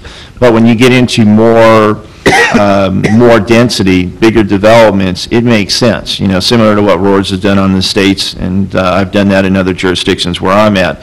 As long as the materials, the exterior materials are similar to the building, what you do is you put up a natural, in many ways, a natural sound wall that buffers the normal noises that you have associated with higher intensity uses, you know, where parking, you know, where people are talking or cars are going back and forth. So it's a good way to soften the potential impacts of a higher density use from one across the street. I'm in favor of it. I know our code specifically says you can't do that, so I worked with Roars, and I told them that I didn't have time to address that issue, and if they wanted to bring forth a text amendment addressing the issue, I would support that, and that's where I am today. I'm in supportive of it, contingent upon the language, and I've provided that for you, and I could just read that for the record, just for clarification, that no accessory building may be located between the front building line of the principal building and the front property line, except for residential buildings equal to or greater than 3 units per building in a residential district. In essence, a triplex or above, they could have that. A duplex or a single-family unit, they would still be prohibited in the code, and that would be specific for the R3 zone. I feel comfortable with that, and hopefully the commission will support me with that amendment. Thank you for giving us a heads up on what we're going to be talking about. At this time, I'd ask then the party who would like to present this, please feel free to come forward.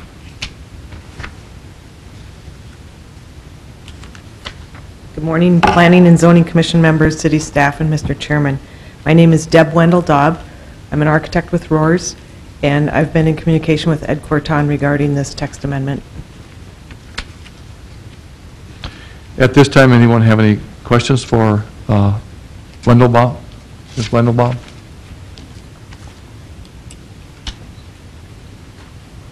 Does it sound like what Mr. Corton has presented is what you're asking for? Yes. Thank you. And, Mr. Chairman, I just wanted to clarify the issue with respect to it. This is to allow the use, but I made a note in there, you know, a note for you that this would not change the established setbacks. If you have an access road that leads into your development, it still need to be 20 feet away before that structure can be built. If you do not have an access road on that same side, then it could be 15. I'm not changing that part of the code. I am only changing the provision that would allow it to move forward, but that setback would still apply because that setback would apply to a principal structure as well. When you're talking about massing of having a significant garage area, I think you need to treat that as a principal structure. So I'm not changing that. I wanted that to be on the record for clarification. And is that clarified enough for legal and engineering? Mr. President, I think it is clarified enough. I think we'll work out the exact language with Mr. Corton's office and have an ordinance prepared for the City Commission. Thank you. And engineering agrees? Yes. Thank you. At this time, I'd ask if there's anyone in the public who would like to make a comment. I have a question. If within the code, does it identify which accessory buildings would be considered a principal structure? Is there a square footage size determined, or? Who has the answer for that? I have that. That's a zoning issue. It does not refer to it, but this is only going to be allowed for a bigger garage area. We do not allow if it was single family or duplexes, this would not apply to that. So this would apply to garages that would be placed along roadways or street frontages. So an accessory structure is basically any structure that's not the principal structure. That's how we interpret that. Okay. If that's what you're looking for. I perhaps misunderstood that if a accessory structure exceeded a certain square footage, it would then be considered a principal building? We may have that specifically in the code. I look at this one here would be considered, I think that we have in our code, we exempt out certain portions of like 250 square feet, and the rest below that, we don't consider those as applicable necessarily for certain setbacks. But anything above that, we look at that as an accessory structure. Offhand, that's what I'm saying. But the applicability of this ordinance would, yes, I would look at that. I'm allowing the ability to have that up front, but due to the massing effect of that, this definitely wouldn't be exempt from other provisions in our code that would allow a greater encroachment. Okay. So I hope that answers your question. Yes, thank you. Thank you very much. If there's anyone else in the public who'd like to make comment, please feel free to come forward. Mr. Colling. Just to follow up on the discussion there, the term for accessory structure, it is defined within our code. There isn't a specific square footage requirement. It's just defined as an accessory structure is a structure that's, well, I'll give you the incidental to the primary structure on the property.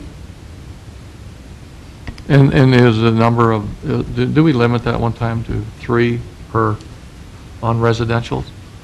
3 accessory structures per property? Mr. Corton may know better than I. Yeah, that ordinance has been applied for our residential R1 and 2. When you're talking about R3, you're talking density issues, and no, I have not applied it that way. Okay. So, thank you. Anyone else from the commission wish to make comment? Being none, we'll close the public portion of this hearing, and I would ask for a motion.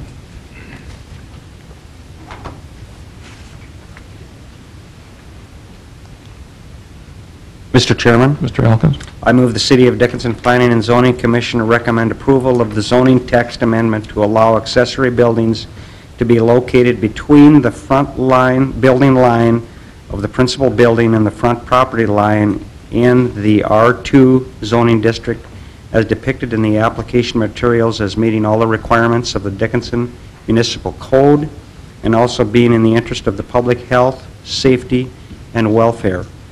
Along with the condition, the amendment, no accessory buildings may be located between the front building line of the principal building and the front property line except for residential buildings equal to or greater than 3 units per building in the R3 zoning district. Thank you, Mr. Elkin. Is there a second to that motion? Second. Second by Mr. Krieg. Is there any discussion? Being none, all those in favor of the motion signify by saying aye. Aye. Opposed? Motion carried. Zoning text recommended for approval. Thank you very much. And at this time, we're going to skip over item 11. We have eliminated that from our agenda. And we'll go to 12. It's a final plat. Consider a final plat for the Sundance Village subdivision, generally described as part of the west half of Section 25, Township 140 North, Range 96 West. Property is approximately 308 acres. At this time, I'd ask the party presenting, please come forward.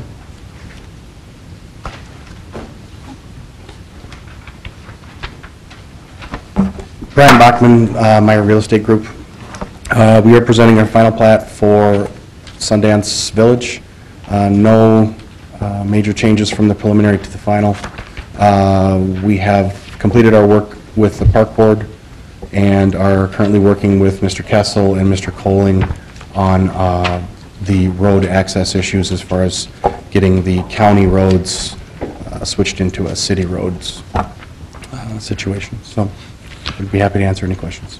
Go ahead, Mr. Hoffman. Brian, have you visited with Al Heiser? Yeah. He does have some concerns about Yeah, Matt and I actually met with him during the break. Okay. Thank you very much. Any other questions or comments? Mr. Coley? Just to provide some comment to the board regarding the roads. The 21st Street is the road that where this property accesses the city, and that road is not on the section line. It's actually an easement that's granted by the property owner to the south. So what we're, I think, going to have to do is have those easements signed from the county to the city, and create some sort of joint powers agreement with the county, so the city will take jurisdiction of those roads, even though it's technically going to be outside of city limits. Our annexation of this area goes to the section line, so 21st Street is actually going to be south of the annexation line of where current city limits are. So we've got some technical legal details to work out regarding that road, but I think we can do that, and that issue, I don't believe, should prevent this application from moving forward today. Thank you, Mr. Coley. Anyone else have any comments on that? Mr. Corton? If I could just ask for clarification, just for Mr. Coley, you know, we have 2 proposed conditions prior to submittal to City Commission. I would presume that you'd probably add a third one, that issue is resolved prior to City Commission, just for clarification. Is that, it would make sense with the other ones. We still have the development agreement that we're still working on language with that. If we can do them all 3 at once, that would probably make the most sense, but I'll defer to you. I think the condition that provides for the development agreement is sufficient. My hope is to wrap this all up in one planning unit development agreement that we can have all parties sign off on. Thank you very much. So that, my understanding is that you believe that's covered under the development agreement under item 2? I do, yes. Thank you. Any other comments or questions at this time? Thank you very much. This time I'd ask if there's anyone in the public who would like to make comment on this final plat, please feel free to come forward.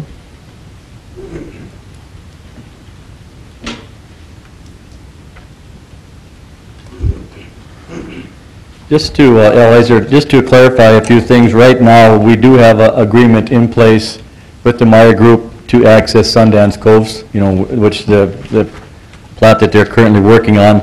But further on north on 109th, there is nothing yet, but I visited with Matt, and I think between him and our state's attorney, hopefully they'll be able to work out, you know, to get that switched over. So I think it can be done, but it needs to be addressed and taken care of.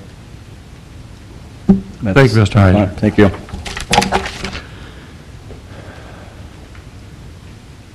This time, I'd ask if there's anyone else from public who would like to make comment, please feel free to come forward. If being none, we'll close the public portion of this hearing. Anyone else on the commission wish to make comment? Mr. Corton, make any further comments? No, based upon the 2 recommended conditions of approval, I think that those will satisfactorily address any outstanding issues that we have. Thank you very much. At this time, I'd ask for a motion. Mr. Chairman, Mr. Kovash.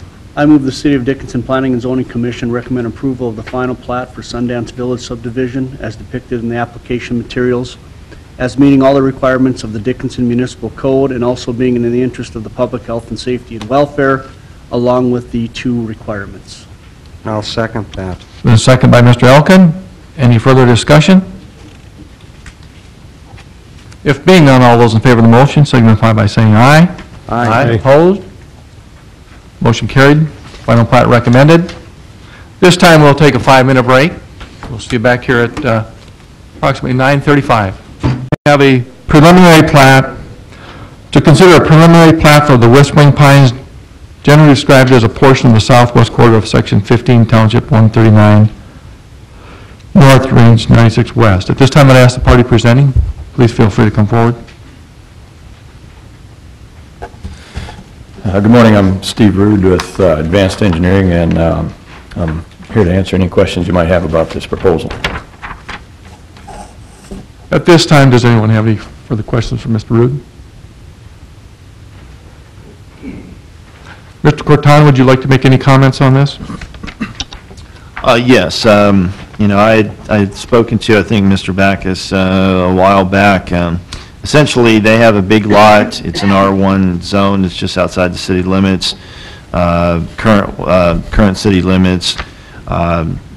They were looking at trying to build another house, and the only option for them to do that would be to come through the plating process in order to accommodate that. So based upon what they have submitted and the rest, I have no objections to that and would recommend approval.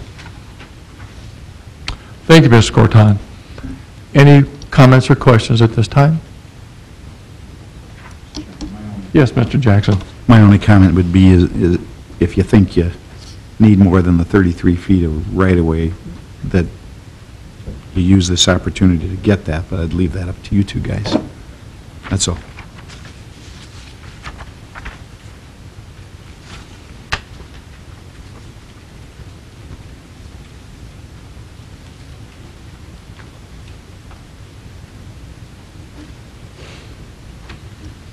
Any other comments or questions?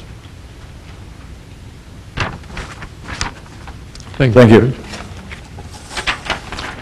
This time I'd ask if there's anyone in the public who would like to make comment on this, please feel free to come forward. I'm Dee Stroh, and I live right to the east of this proposed subdivision. The only thing I want to ascertain is that this is going to remain R1 zoning. Otherwise, I have no objections. Thank you. Thank you, Ms. Stroh. Anyone else would like to make comment, please feel free to come forward.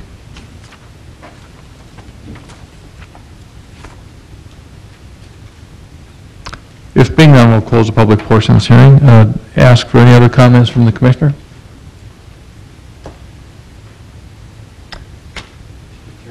Mr. Elkin. I want to move the City of Dickinson Planning and Zoning Commission to recommend approval for the preliminary plat of Western Pines subdivision as depicted in the application materials of meeting the requirements of the Dickinson Municipal Code and also being in the interest of the public health, safety, and welfare. Thank you, Mr. Elkin. Is there a second? I'll second. Second by Mr. Krieg. Any further discussion? Being none, all those in favor of the motion signify by saying aye. Aye. Aye. Opposed? Motion carried. Thank you very much. This time, is there anything else anyone would like to bring up? Mr. Chairman, if I could just take a couple of minutes. Sure. I just want to bring to this board's attention, you know, I'm sure you all read that a couple of weeks ago, City Commission annexed 3 quarters of land. There are another 2 quarters of land going to be at our next meeting proposed for annexation. I'm aware of another 2, 3, 4 quarters that could come before us in the next month or 2 here. I bring it up for 2 reasons. Number one, I sometimes think there's a disconnect between that annexation action by City Commission and the issues this board has to face. So I just bring it up as FYI. But the second, more important thing is that I know during the annexation of a couple weeks ago, there was a lot of discussion about whether or not that much annexation should occur at one time or not. And there were statements made suggesting that, yes, let's annex it all, and then leave it up to planning and zoning to control the platting process as to how much of that annexation comes in. So that's putting a little bit different twist on our responsibility or expectation, maybe I should say, to control the pace of development in the community. So I just want all of you to be aware of that as to, you know, there's a little bit of change coming maybe in how this board will have to look at each of these subdivisions as they come in. There could be large tracts that are annexed, and it'll be up to us, apparently, this board, to say, yes, plat it all, no, only plat small pieces, whatever it may be. So we're going to see some of that in the future at this board. Thank you, Mr. Jackson, for the heads up on that. And if if that's the way it proceeds, and even if it doesn't proceed that way, in some conversations and comments I've heard that for our benefit and for what we do in planning and zoning, with annexations, when they do occur, that we need to be aware of all parties concerned that are adjacent to the annexed properties. So, for example, that maybe we can be out in front looking at problems that come up. Just the example of the road that's really not in the annexed property that the city and the county and the developer now addressing that issue. Maybe if we could be forward looking at what problems could occur with these annexations. Could make it smoother for everybody too. So I think that's, whatever gets thrown at us, I guess we're going to have to hopefully make it work out decently. I honestly believe the way Mr. Cook developed his, and we did that in 3 phases of annexation, that worked out really well. Does that sound reasonable? Did that work out well? I'm thinking it did. And if that's the way to proceed with annexed properties, I think that was a good lesson. We learned a lot through that, and it proceeded well. I tend to agree with you, but this board won't have anything to say about that. So, we just need to be ready for things as they come. Sure. Mr. Chairman, just in lieu of what Mr. Jackson just said, would we be looking at additional meetings to maybe be forefront on some of those items? Just posing the question, I don't know. Hopefully not. I would probably say not, with respect to that. I mean, it's something that we could, either Gene or I or somebody could let you know that there are annexations, and you could comment and, provide that as a citizen, not necessarily as a board. That's not part of your mission with respect to that, with the annexation issues. The plotting, yes, you can. The idea of what I am hoping and anticipating, I'm able to now have my part-time planner to work on city issues that will help out. So I'm hoping as of November that we'll actually have staff reports that will go through issues. With our new subdivision regulations, we will also have, we're going to require stormwater approval, infrastructure issues and all that are going to need to be up front. Otherwise, we're not going to move it forward to the commission. So the idea that you drop off your plan 60 days in advance and anticipate that you're going to come, that may not happen. We're going to need sufficient time to review them, and we need to have a comfort level that you have that. An example would be the Meyer piece to the west. There's a lot of unknown factors with that. So they're going to have an incredibly detailed plan, or we're not going to move it forward to you. Or we'll recommend denial if they want to move it forward. I mean, we want to make sure that sewer, water, and all that is available. It's there. It's accounted for with respect to our water models that we will be having forthcoming.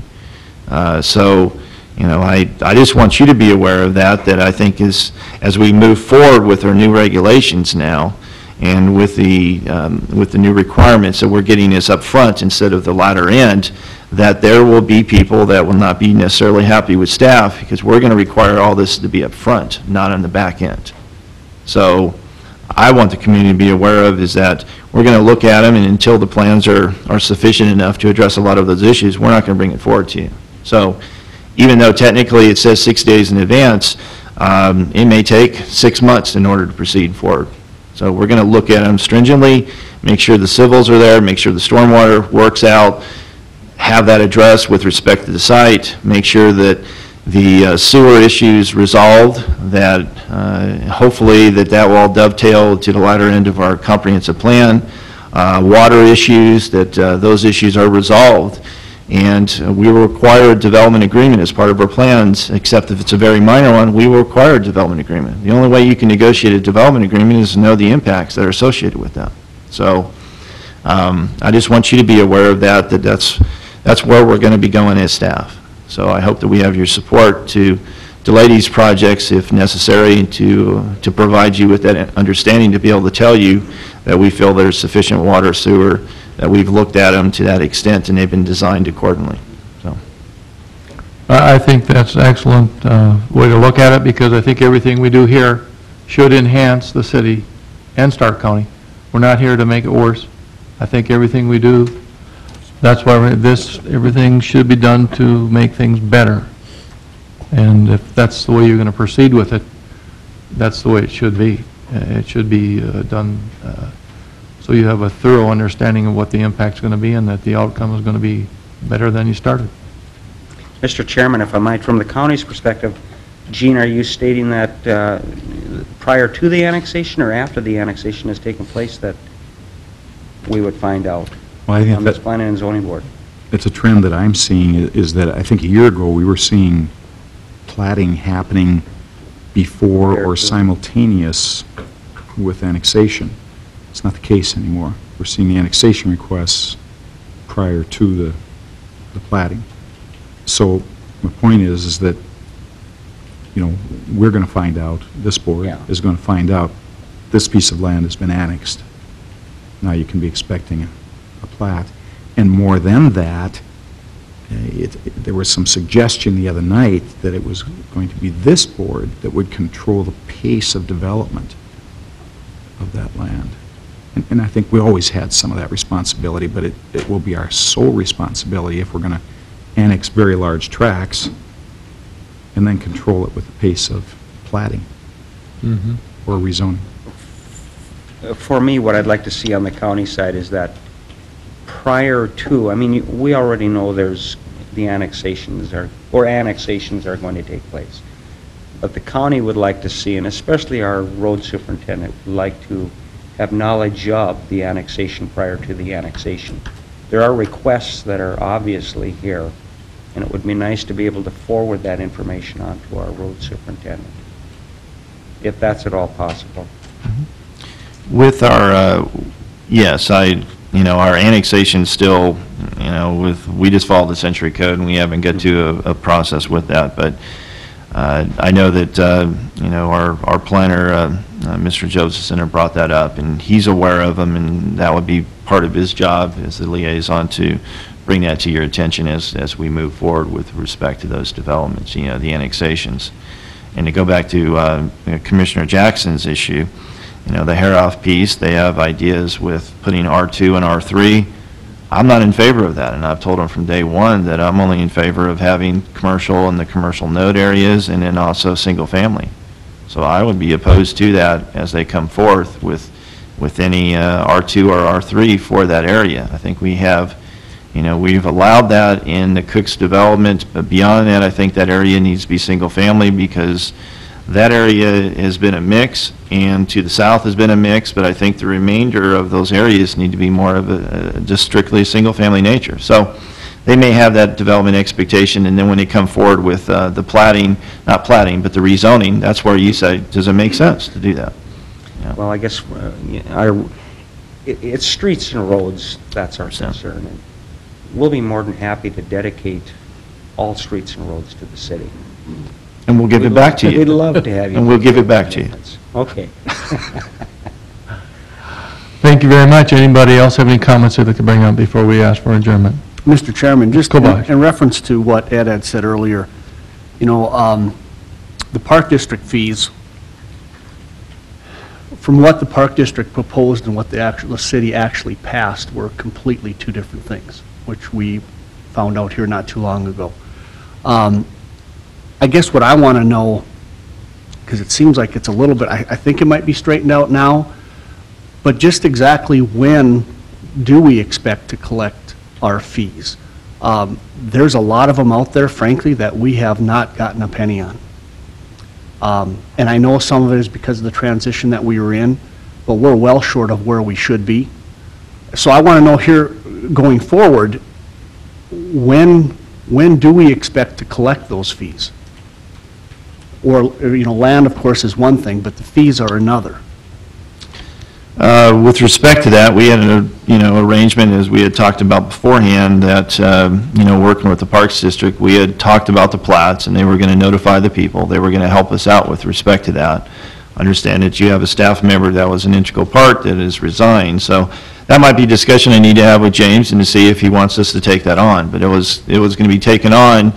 We had a meeting, you weren't part of that, but we had a meeting with Mr. Kramer, and it was like, okay, these are the plats, we have not collected fees, and they said that they would be okay with taking that on. If that has changed, then we'll do our part to get it caught up. Moving forward with that, that's why I mentioned to all these rezones and the rest, that these need to be paid for before the ordinance is signed or before a plat is recorded, to avoid that problem that we had. So we have a process today, and going back, it's just a matter of, just getting the time to be able to do that. It's not anything that we are delaying or anything, so I just probably need to have another discussion with Mr. Kramer and find out, did he send out the letters, or does he need our help with respect to that? So. And that is what I understand.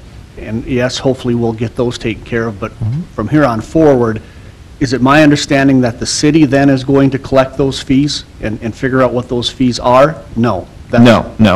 That's why we put the condition that before it's signed or before the plat is recorded, whatever that scenario is, depending on the one, they come over to the Parks District and get it signed off. We get a receipt, and before that receipt is done, that we verify that receipt or an email, one of the two ways to verify that that fee has been taken care of before we can finalize that. That's the process that we have at this point.